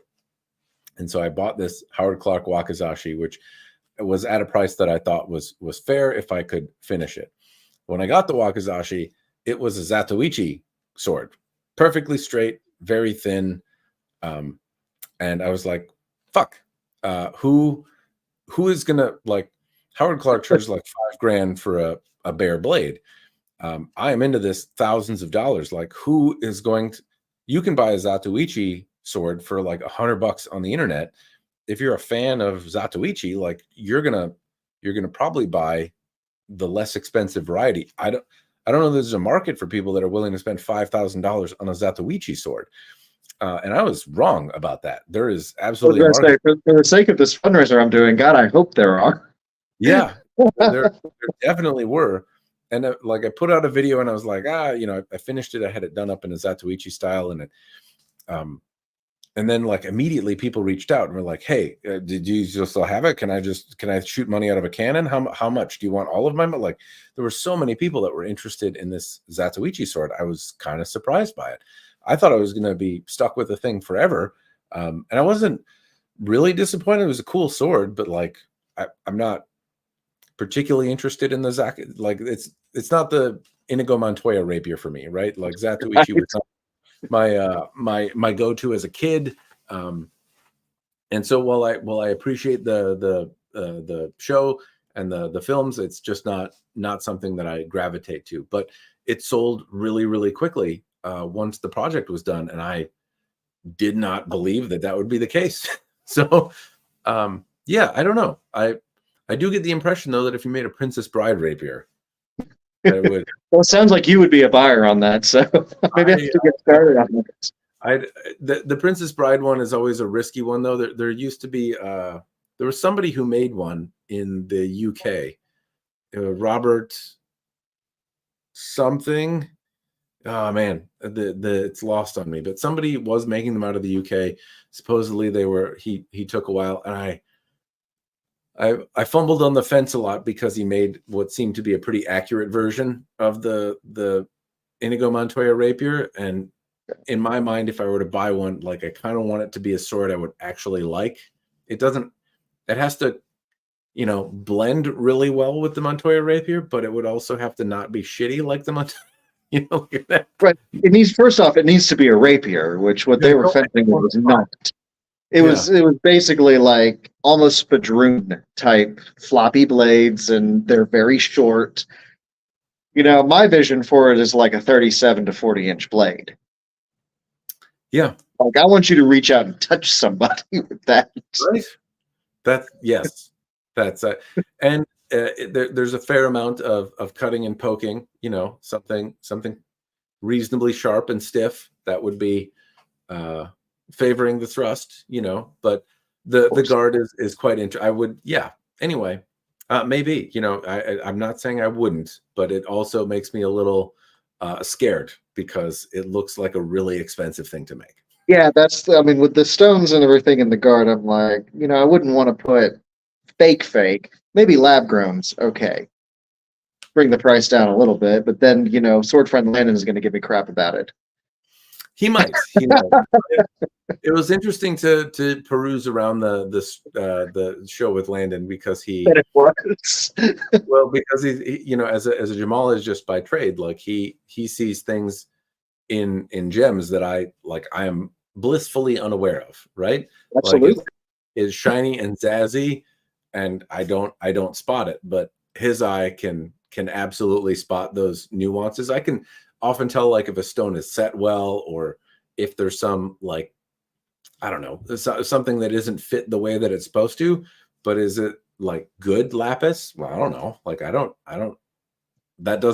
have the eye for it or the training for it. So to him though, when things were set poorly, or if the gem was of a bad quality, he picked that up the same way like I might about little katana details. Like, that's not the correct Kasaki. He got to be very picky. Picky about it. That's a different direction polished Kasaki and not a geometric one. Or yeah, I can pick out some of those details, but let me just say, I'm still figuring out how to do a proper geometric Kasaki because that sucks. You don't have to. That's something I think the market gets really, really fixated on. But in original pieces, there are, at least in the ones that I've held, seldom like a hard angle that is something you feel with your hand. Not that they don't exist, but a lot of times the blade is like the Kasaki is an aesthetic. The Yokote anyway is like an aesthetic line that denotes where the point is, but there's not and I guess gradually from the point that it begins to taper down to a point, it's geometric. Like there is a taper. Eventually it comes to a point. They're all real in a sense, but seldom is it like this very jarring like pivot that goes to a point right at the Yokote as pronounced as what I see on a number of replica pieces. Right. A lot of times on antiques, it's a little bit more gradual, and the Yokote does note where that like gradual transition happens, but it's seldom something where like if I run my finger over it, like I'm like, yep, this pivots down 25 degrees like immediately. Right. Well, that's good to know because I've been in my research phase with these for a long time, and really, Japanese swords are so dense. there's so much to learn that I don't really feel like I've penetrated it all. It's a very mature hobby, and yes, quite dense. But the Kisaki is one that, at least if you're trying to figure out like how sharp to make that angle, I find that collectors that spend thousands of dollars on swords don't usually give a shit, right? They don't care about that. That's not a thing that. It's more about how the hell do I polish it kind of deal, since I am not a professional polisher. Yeah. There's I can force it in easily. Hammer technique, I've got that. When it comes to actually doing the make it shiny but even, that's I'm lost there. Couldn't tell you there. I could direct you to Josiah, but I have no such skills. It does anyway. However you want to make it, it does seem like though I don't exactly know like where it's a mystery to me where the importance came from, right? Okay. I don't know if like some original reproductions had like the wrong shape tip, and so having a geometric shape became important. But then I've seen, factories advertise, we have a geometric Yokote, and then there's this like really harsh angle that makes it like very identifiable as a reproduction from Longchuan. Well, I've been trying to figure out the edge geometry where that facet is and how it's not blunt right there at the corner. Yeah, I could send you some closer photos. Sometimes people do make them a little blunt at the photo or at that transition point. Ideally, it's not though. It kind of smooths over like just about any other tip. The more nuanced thing that I prefer to see and that I think takes a little bit more skill is the spine often, as you run along the back of the blade, like kind of canters in a little bit. And then as it reaches the tip, it kind of swells back out and then comes up. So the tip has like this reinforced spear section. And relatively well-made swords have that, but I don't know if that's going to pick up. But come on. you've got a little bit of it there. So that was just I didn't intend to do that. So that's why I was like, wait a minute, I have a little bit of that on here. Yep. I like it when it swells out. Historic examples sometimes do and do not have it. So it's not as though like every example of a true Japanese blade has, a tip like that, but a number do, and it's seldom reproduced by a lot of reproduction spots. So I like to see that. I think that's probably a little bit more nuanced in there as well. So anyway, I'll send you some photos of the back. Yeah, you often see them from the side, but you don't see them from like the other angles. Which I got this whole thing mirror polished and then realized that those top two bevels, I still need to polish that. So I will be repolishing the sword. I'm not sure the mystery on how to do that, but I imagine there are smarter people than me that do know that, and there's probably some videos about it. And that one was a order of operations error. Fire ready aim. I've been remiss on chat here. Sorry. So somebody sent a $3 super sticker. I don't know what that is, but I appreciate you throwing out some ducats. If your left hand helps you when you cut mats, then it's easy to make a blade. Wasn't the question, but that was from the same gentleman that donated. I don't know if your left hand helps you when you're cutting mats, then it's easy to make a blade. My left hand definitely. So I'm not sure about the concept there. Yeah, I'm a Ford user. I just make them. And I still really sucked at making a blade. Then again, I'm not that great a cutter. Mosaic Damascus looks so out of place on a katana, at least to me. I don't disagree with that. Yeah. All right. Were there any other questions in here? I don't see any more questions. But if you have questions, throw them in the chat. I am notoriously bad for neglecting the chat, so I can't fault people for not being particularly inquisitive, because oftentimes I will ignore it because I'm immersed in the conversation. But if there are questions, feel free and throw them out there. What about questions from you? Are there questions around that you, well, not necessarily questions, are there things that like you wish people knew the answer to by default when shopping for a sword, or something that you think is commonly missing from swords? Distal taper. Immediate distal taper. That's probably, at least for new sword people, that's one of the most misunderstood things. Everyone thinks like the pommel counterbalances the sword, especially, obviously we're not talking about katanas anymore. I know limited amount about those. But yeah, that's really more of a tuning fork than it is a counterbalance, if that makes sense. Yeah. A sword should feel good as a bare blade. Before you ever attach a handle to it, it should already feel decently well balanced. And when you attach the hilt and the weight and the pommel fine tunes the harmonics and the pivot points and all of that, you go, oh yeah, okay, now I got it. So, and that's all how the thickness thins out, and it's complex. These are not, none of these have the same taper. Is there any sword that you feel like is the most egregious example of reproduced without distal taper? Like, is there something that consistently gets it wrong? The 1796. I was thinking the same thing. It's the example that came to mind. Like I've any mass-produced ones. I haven't handled the one that Matt Easton has worked with. I think Windless on.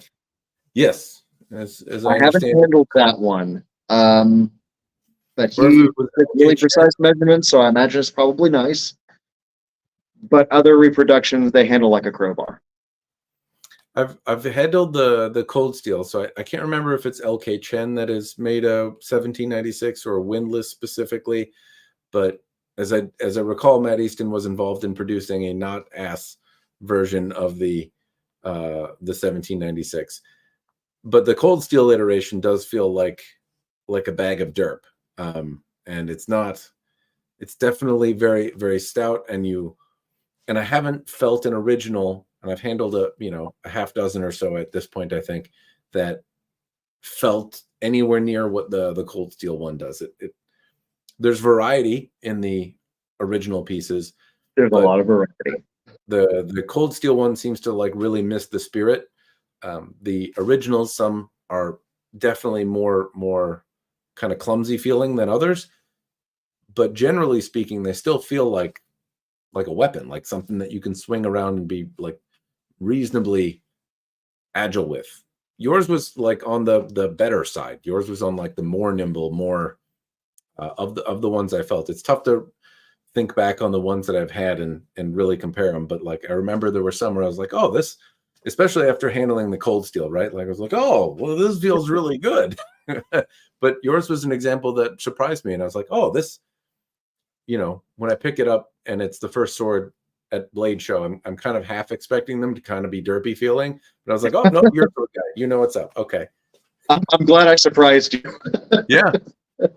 The expectations admittedly were low, but even if the expectations were high, it was a really good feeling sword. Thank you. Yeah, so I was aiming for the officer's version, which is why it doesn't have those little ears on the back guard, on the back strap, where you actually rivet the whole handle to the tang. A lot of your trooper swords had those, and we're talking about methods of making swords, and really the way that I made that sword involves less technology than the originals, because they had big rolling mills with cutouts that they would pass a hot bar through, and it would spit out two swords connected to the tank. Okay. So they would cut it right there and straighten it, ship it off to polishing and heat treatment. Like, that's how they were made. Well, the back straps were stamped with these massive steam hammers. Same way we do modern tooling. Sweet. except for, it doesn't sound all that great. Yours was made the hard way, and Yeah, I wouldn't have done it though. I, And what I noticed was that, like, smacked it with a hammer a lot of yeah, times. yeah. Is there a sword that you would use electric tools for, that you would do it differently with, or are you committed to doing coal forge all the way? I'm committed to doing it. Like I said, I do have a 2x72 grinder. That's pretty standard in the industry, and I have a hydraulic press for breaking down heavy stock.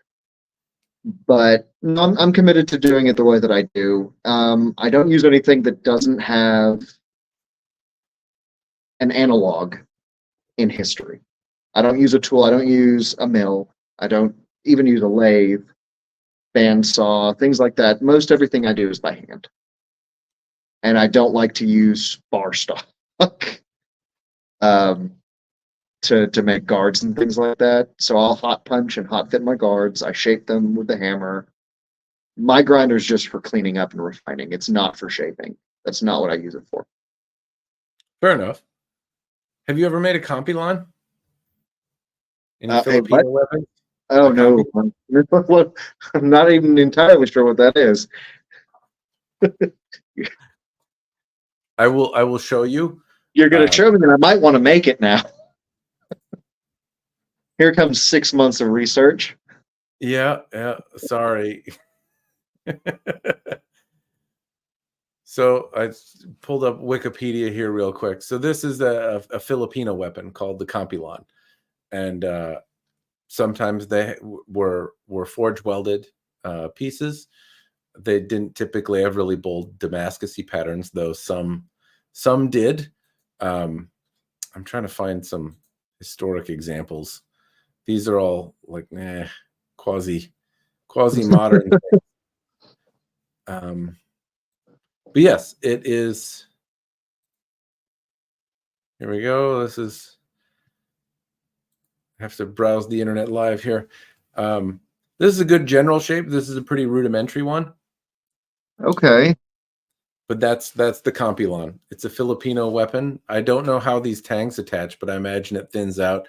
There's usually a pin that goes right in this area here. Okay.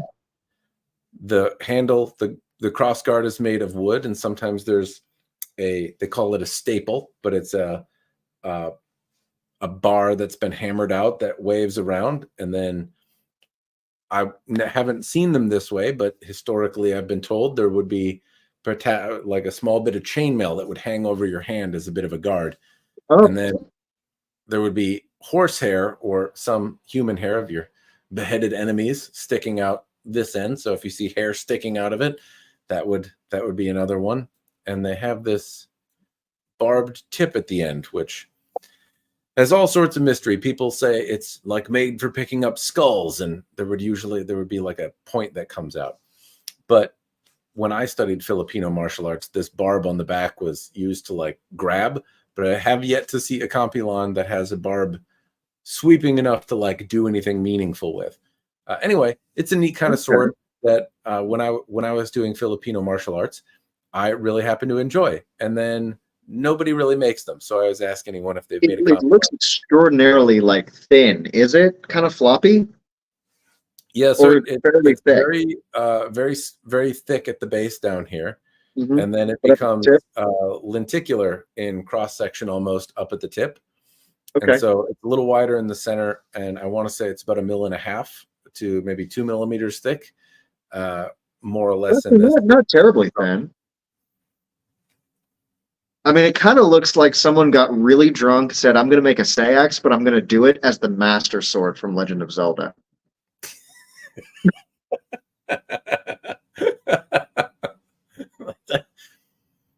I mean, now I can't unsee that. I never thought of it like that, but like, yeah, it's giving me those vibes. I happen to like this style of sword. I've had a few of them. I'm trying to find more examples of them. Yeah, I would have to handle an original to kind of get an idea on what it does.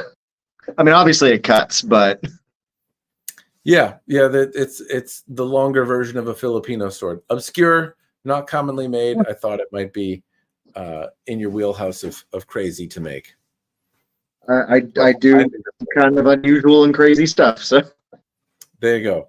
I might have to add that on the list. Might have to add that onto the list. Do you know how many Compilons I saw at Blade Show? 0. Big fat 0. Yeah, there were none. Probably, if you'd asked a bunch of the other Smiths, have you ever made one of these, they would have the same reaction I did. A what? Yeah, there seemed to, there's not that there's not a bazillion styles of sword over the years, but there were a few different Viking swords. There were a few different European swords, a few different Sax. There were a few different. European is runs a pretty wide amount of swords, but there were like the Type 15. There's certain styles that people focus on. Yeah, there were. That's what there. But there were not very many Polish swords there. For example, I didn't see an example of a Polish Tsar saber or anything like that. And sabers are really unusual. For handmade swords, sabers are not common. For the developed guards, most guys don't do this. Well, I think there's a market reason for that, though, and it's up until recently, the 1796, 10 years ago, if you wanted to buy a 1796, it could be yours for about $400 or $500, and you could find probably not the best, most preserved version of one. But if you want to practice with a 1796 or actually cut with a saber, you could buy an antique, and since they're a relatively widely produced item, you're not going to diminish it too much by cutting medium targets with it, and so that you could buy an antique and use that to practice and do cutting with, and military sabers, because they were pretty widely made, and a lot of them have been preserved. They're very affordable to buy the original. So why would you need to buy an antique? And so or why would you need to buy a reproduction? So nobody made reproductions, because if you made a reproduction, it may cost more than the going rate for them on the antique market to get an original. Yes. And it's only recently that those prices have changed, and that's no longer true. And also that there's enough people in it that want to fence and practice and whack them into things, where that's, now there's a market for people that would actually like to have. You can't buy one for $400 anymore. So the people that have that to spend are, without. But I imagine that's a concern for you. You made one, it's $2,000. That's more than the cost of an antique. It's more than the cost of a reproduction, and there are reproductions out there. Do you find that makes it harder to sell? Do you avoid doing stuff where you can buy a cheap option? It does make it harder to sell. No, I don't avoid it, because I do feel like there's value in what I do. I mean, I should, right? I'm doing it. Why would I do it if I didn't? But we're, from the side of a maker, we're losing a lot of information. We're losing a lot of techniques because nobody bothers doing them. It's too easy to grab an arc welder, a MIG welder, or a TIG and just put your handles together. And it looks just as good, but it wasn't made the original way. The idea that the Japanese, they have a tradition of sword making that goes back to the 13th century. Unbroken line. The tradition is the same. We don't have that for European blades.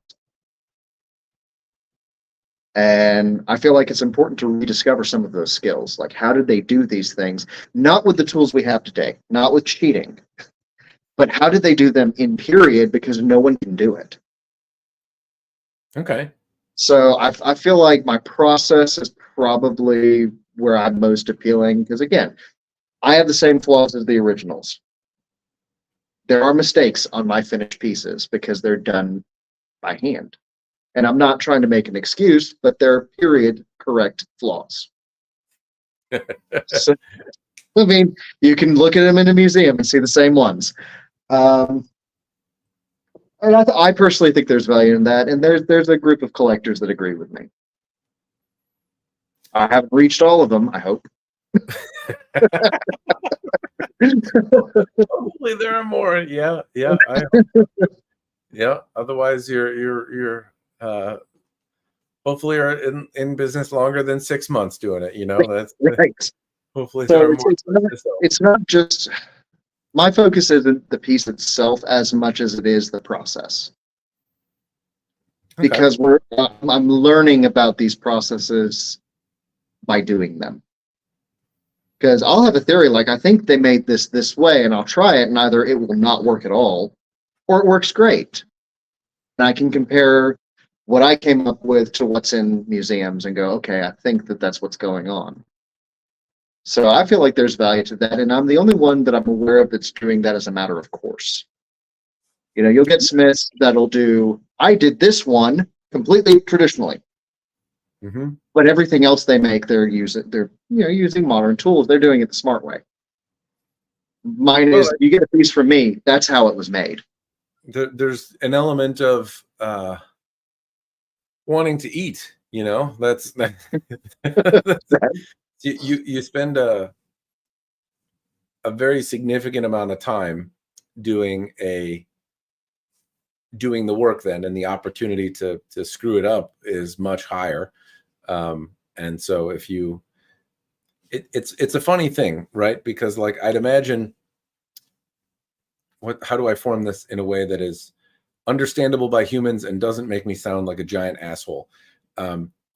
Like doing bladesmithing is kind of a labor of love. I don't know of a bladesmith that I met at Blade Show, even the winners of stuff, even the people selling $50,000 knives, they're not flying a helicopter to work, right? There's no rich bladesmith exactly, right?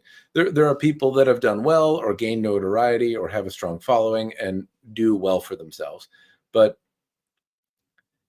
like in comparison, by day, I am a mediocre supply chain manager. I'm not the best at what I do, but chances are, as a mediocre supply chain manager, I probably do better than some of the very best people in the world at bladesmithing, which baffles my mind, right? It baffles me that you can be like one of the best people in the world at what you do, and kind of maybe do like this, make the same amount that a barista does.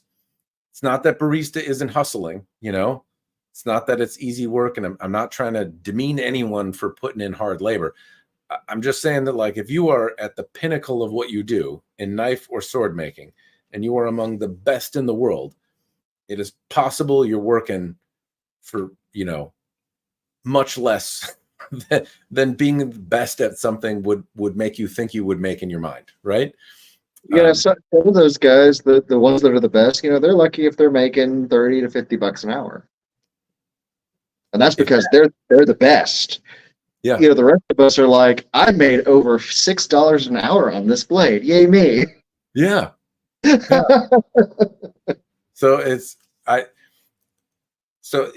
the folks using like grinders and not attempting the hard way, like I can absolutely understand, because you got to eat. Like your time is already, it's already tough to like pay for the abrasives and rent to make a sword. So I can't fault anyone for doing it that way.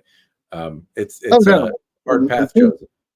Please understand, like I'm not disrespecting anyone who makes anything, because I'm impressed as hell at most of what everyone makes.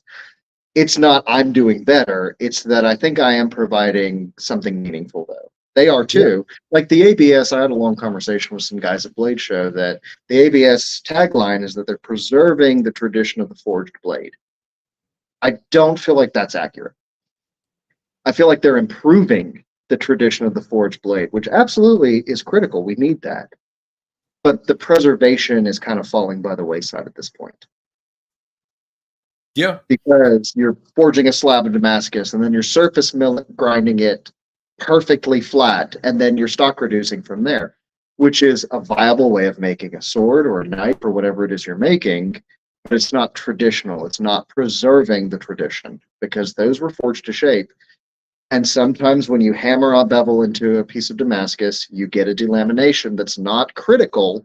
It's not going to fall apart. It's not going to cause the blade to fail, but it's a little unsightly. Yeah. That's That's a good point. I'm not super familiar with the ABS and kind of the things that are required or what they do or what They're not really sword focused. No, it seems that's a little out of my wheelhouse. I've heard people going for their various credentials in that and being a journeyman or a mastersmith, and that seems to Which are big deals. yeah That's a big deal. it sounds both hard and like a big accomplishment, and that customers respect it and seem to like seems to be a credential that may generate you business. So I can understand why people would do it, but like what the mission is, don't know. I've never looked into it. But preserving history is, I suppose, good. Is there anything in the historical making that you find people are unaware that was the case or unaware was part of the process? I think people are. It depends on if you're talking about other makers or you're talking about like collectors. Collectors. I would imagine makers are probably, as it's their wheel, might know about it but choose not to do it. But some of them are surprisingly. Some of them get surprised by certain techniques because again, they're not taught anymore. But yeah, collectors. I don't know. So a lot of collectors are very well informed. Oh, well, that's good. But the idea that you got asked at your booth. What's the come on? There must be some like. Okay, there's a lot of misinformation out there about Damascus or pattern welding, and it does get a little tedious sometimes. Trying to explain that no, this is not magic. This does not make it stronger and better in this era. I'm not taking bloom steel and refining it into a homogeneous piece and then blending them, and that made it better. But modern steels today are so good, it's totally unnecessary. This is purely for looks. Or, oh, it's no good if it's not folded. That's not true. Thing, huh? Wow. Oh yeah, that's still a thing that I hear pretty often, actually. Not necessarily at Blade, but here. Well, I'm neglecting chat again. Let me see. Hunter coming in. Any techniques you feel has already been lost or something that you are having a hard time recreating? Yeah, a lot of them. We were discussing the swept held, so complex forge welding is a really tough one with modern steels. When you're doing, all right, chisel this and curl it back and then pin that with a rivet, forge weld it, blend it, mild steel doesn't do that very well. So I've tried it a lot of times with, my cold forge and mild steel, and it falls apart. My next step is with wrought iron, and I think that's pretty critical for that process. The heterogeneous nature of the wrought iron helps it actually fuse together more tightly and more easily. And for a lot of makers, just hammer control. That's a technique that seems very surface level, that forging your bevels in over 38 inches. Not very many people do that anymore. I'd imagine the swept hilt cross guards, whatever techniques involved in that one, seem to also be eluding you because you said. Well, that's what I was referring to with all the complex pattern welding or complex forge welding. It's a pain. It's a pain. I think Hunter had another one here because I'm awesome at chat. Nope, is that the same one already been lost or something? No, same one. Herp derp. I mean, there's techniques that we may academically know how it's done, but no one's really pulled it off, or very few people have, or they can't do it consistently. And that's important to me. That's why I do it the same way every time. I always go for the older technique because the more you do it, the better you get. Is there an example of a technique that you feel is not pulled off today by anyone? Not pulled off very often without using modern help. And And it's pretty simple. It's another forge welding thing. So all of these have that 1018 iron tang. I'll split the bar and put a scarf and put them together in the fire. So they're already lined up. Rather than trying to pull them out and hammer them together and I'm losing heat and things are slipping around and it's a mess, I just tap the far end with a hammer because it's a solid fuel fire. I can just reach over it. And I start fusing it in the fire. That's a technique that I had to figure out because I was approaching it from a no welder perspective. I never would have figured that out if I'd just been able to tack weld it together and then forge weld it. Okay. So like that sounds, well, I guess that's not a quality of life improvement if you don't have a tack welder. That's a necessity to know if you don't have access to it. Sure, they didn't exist then, so I'm having to figure these things out. Forge brazing is another one that was really common, and everyone grabs a torch now because that's what sane people do. We have torches. Yeah. I can tell you from experience, brazing is very, very difficult in coal, but it's very easy in charcoal. Okay. That's I've never brazed anything, so I don't know how hard, but I did play with a charcoal forge once, and it seems hard to work with anything. Well, the sulfur and the sulfur fumes and the phosphates in the coal actually prevent the brass from flowing cleanly in a coal fire. Okay. Unless it's very, very clean. But you can light a charcoal fire, stick the pieces in, and get them to flow immediately.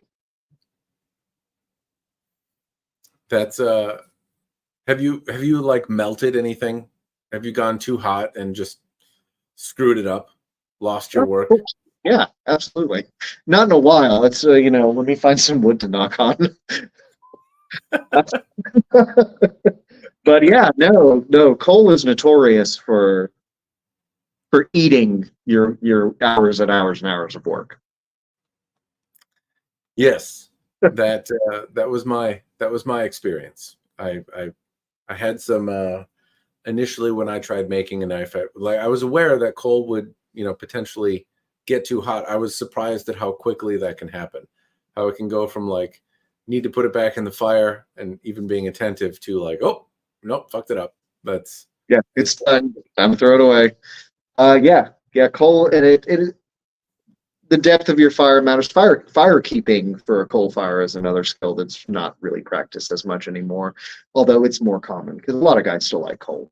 But yeah, coking the coal so where it burns off the volatiles without actually affecting your work, that's a skill. You're making fuel as you're working because you never forge directly in green coal. That's what smokes. When I did it, it was quite smoky. Yeah, you never want to add the coal directly into the working fire because it'll actually, at temperature, the steel can absorb sulfur. And that's a big problem. Yeah, sulfur is one of those you want really, really small amounts. Okay. Yeah, well, one additional reason the knife I made is poopy. That's I shall call it Sulfurious Minimus, because it's that's actually a pretty badass name. So well, I've been calling it Poop Stain, so maybe it's time for something a little nicer. That's I got it. Yeah. Okay. Well, anyway, we've gone off on tangents, and I have berated you with questions. Was there any topic or anything of interest that you maybe wanted to come up? We're coming up on 2 hours, and so maybe I can turn the mic over to you with some of the last minutes we have. Oh man, I don't even know. It's so much easier to answer questions than to come up with trying to figure out what anyone would care about. Well, swords generally is the audience that I have, so anything sword related. Forging isn't something I talk about too much, but that's just because I don't know anything. I often break swords, and I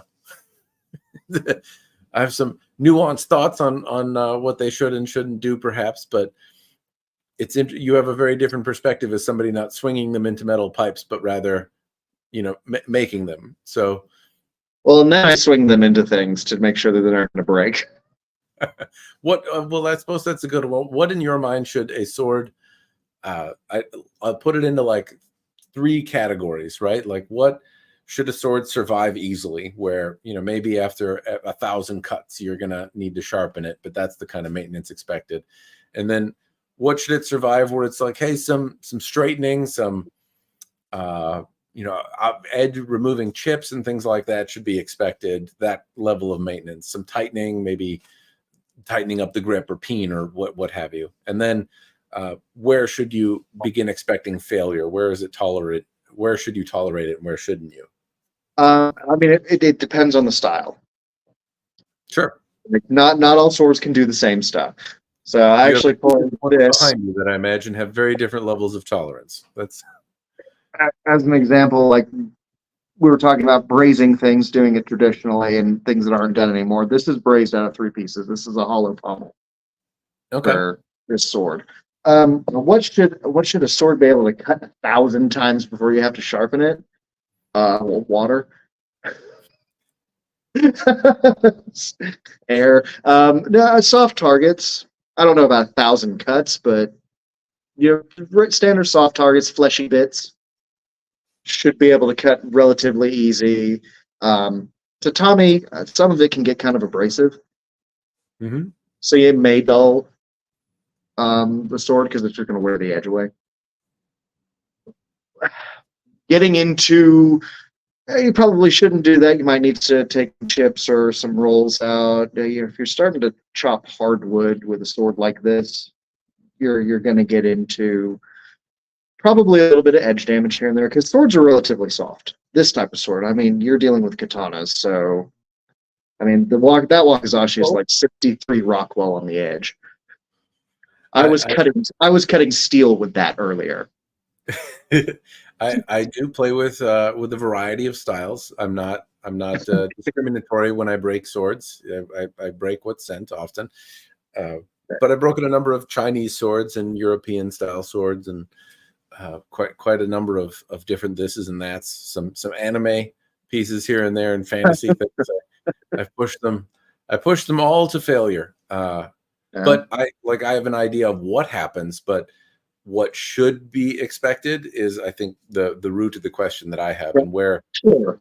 I think that hardwood dowels and things like that, you should be able to knock these into trees and they'd be okay with minimal edge damage, maybe a little bit of tightening.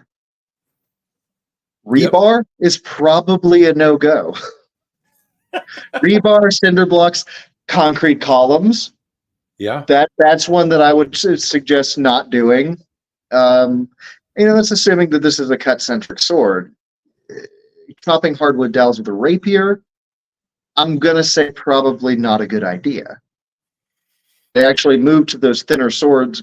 Then this may be a myth, but they moved to thinner, narrower swords because soldiers kept breaking their swords, chopping firewood. interesting. Like in the Prussian army, they went from sabers to spadroons so that people would stop breaking their swords. They did not, but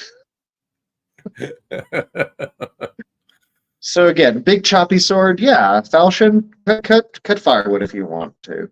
That should not be an issue with a proper heat treat. Which I haven't moved the camera at all, but you didn't get to see this sword at Blade, so I'm going to actually readjust the camera and just kind of demonstrate something about this one. So the first promotions were quite robust. Oh, look at that. Woo! So that's type 12A, and it is purely for cutting. Uh-oh, I lost your mic. Still there? Yeah, there you are. Okay. Yeah, sorry, someone was trying to call, and no. So this one is, 3/8 of an inch thick down here, and then it's a 1/16 of an inch at the tip. Okay. It's a very, very cutty sword. Very cutty. Yeah, that looked very flexy. Right at the tip, too. Yeah, all of that last third. I was experimenting with different Anathar. That's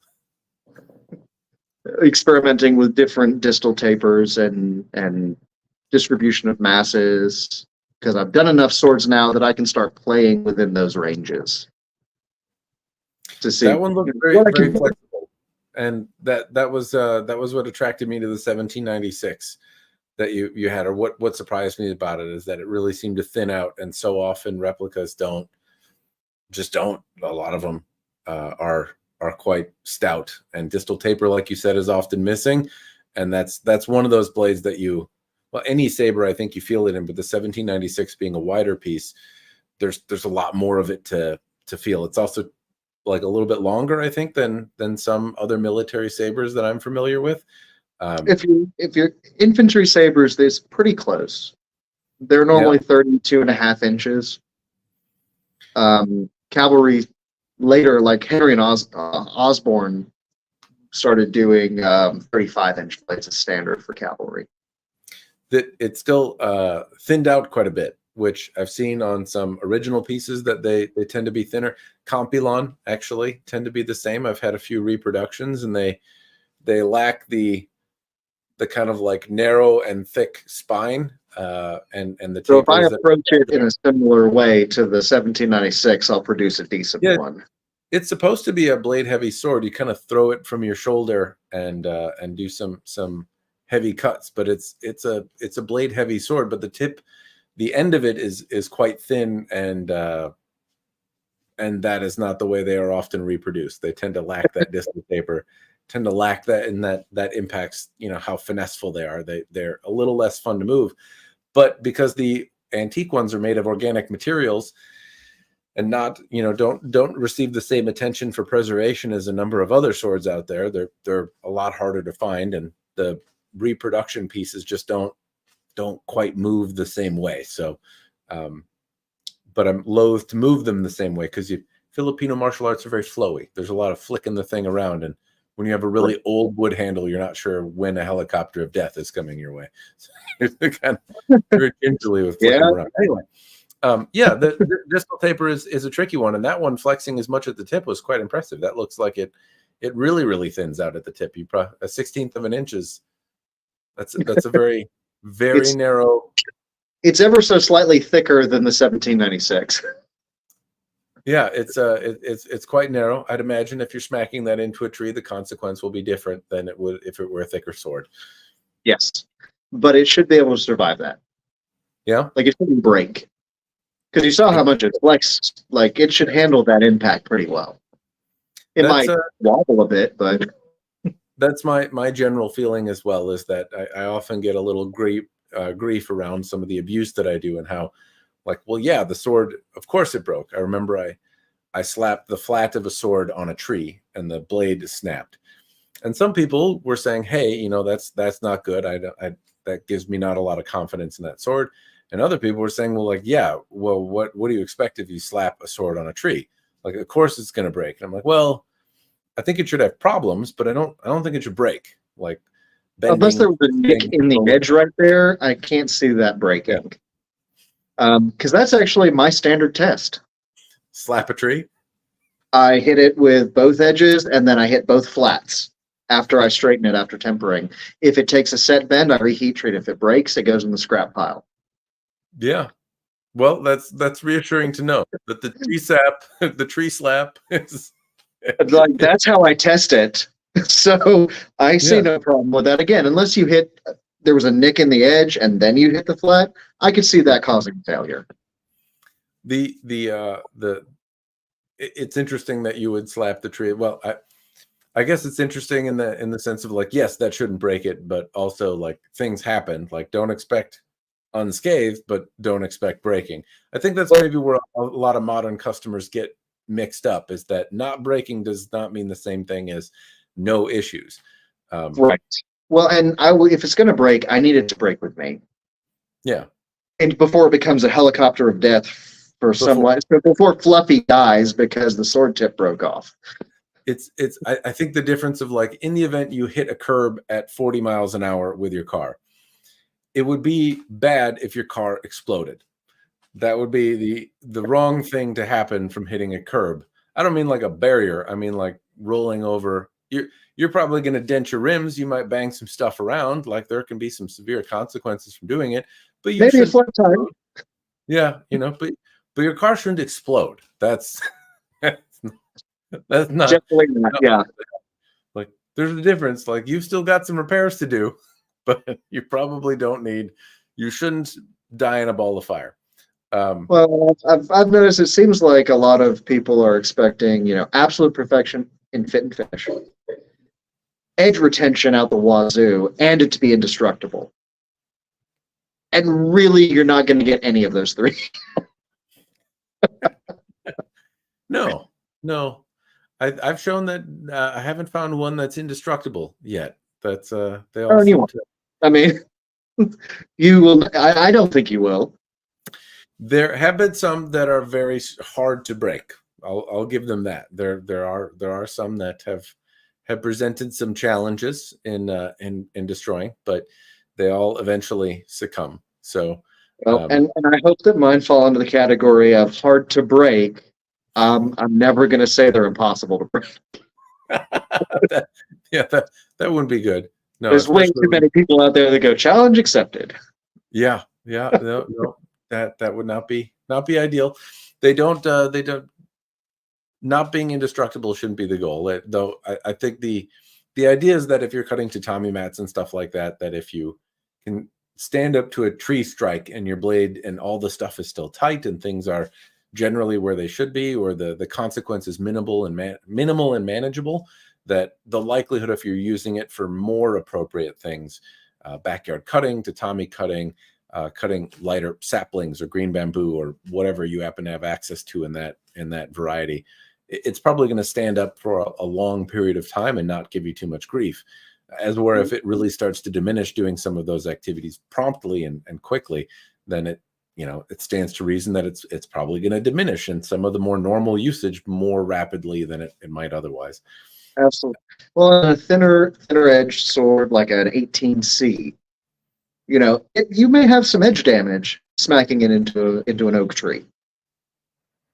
It's just such a thin edge that it's not going to like that. But the sword should not take a set bend or break in half or anything.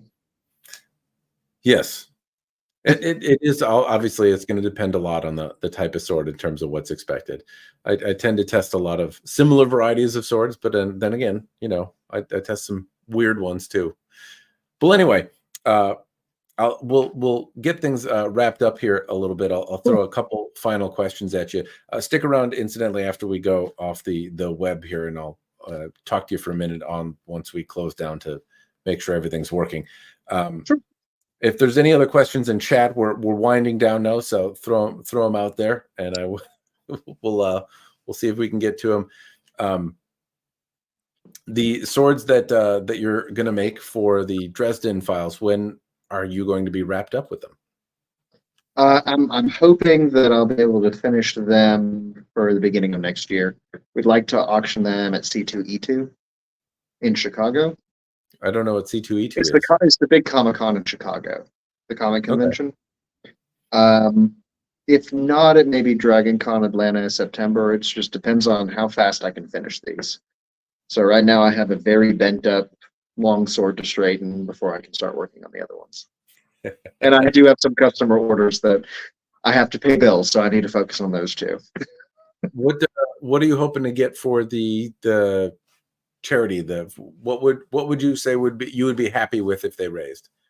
I mean, if we could raise between 10 and 15,000, that would be awesome. I would love to see 30, but I mean, we'll see. Is that for all three or for each? For all three. Cumulatively, if we could, because they're all being auctioned separately, but if cumulatively, we're doing for the Missouri Pit Bull Rescue and the Trevor Project is what we're raising money for. Okay. So, yeah, I'd love to see a lot of money, but he has the fame. I'm just making the swords, so we'll see how it goes.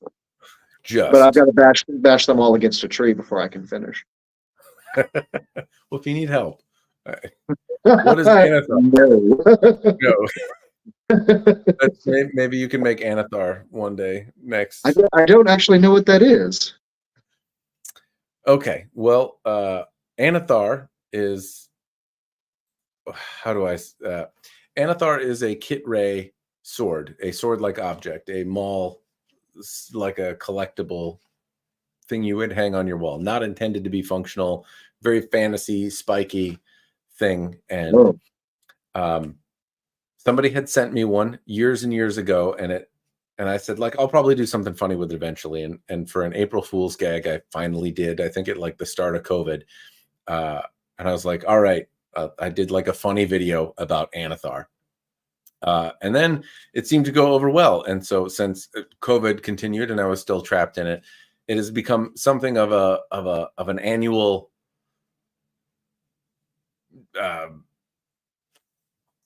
April Fool's kind of video that I put out. And now I've broken Anathar. And last time I sent it to Chris Fields because the handle exploded and the blade broke in half, and Chris welded it back together and put a different hilt on it. So perhaps if I have to break Anathar again, but you know, would you be opposed to reassembling Anathar into some sort of comical way with your magic coal forge and given that Anathar is probably like some crazy Chinesium pot metal, I don't think I can fix Anathar. I think it's 440. I think it's stainless steel. Okay, yeah. No. That doesn't weld very well in coal, so I appreciate it, but I'm going to pass. It does not have to weld well. This is for April Fools. Okay. It's not, the goal is not pristine here. The goal is funny. We'll talk. We'll hash that out.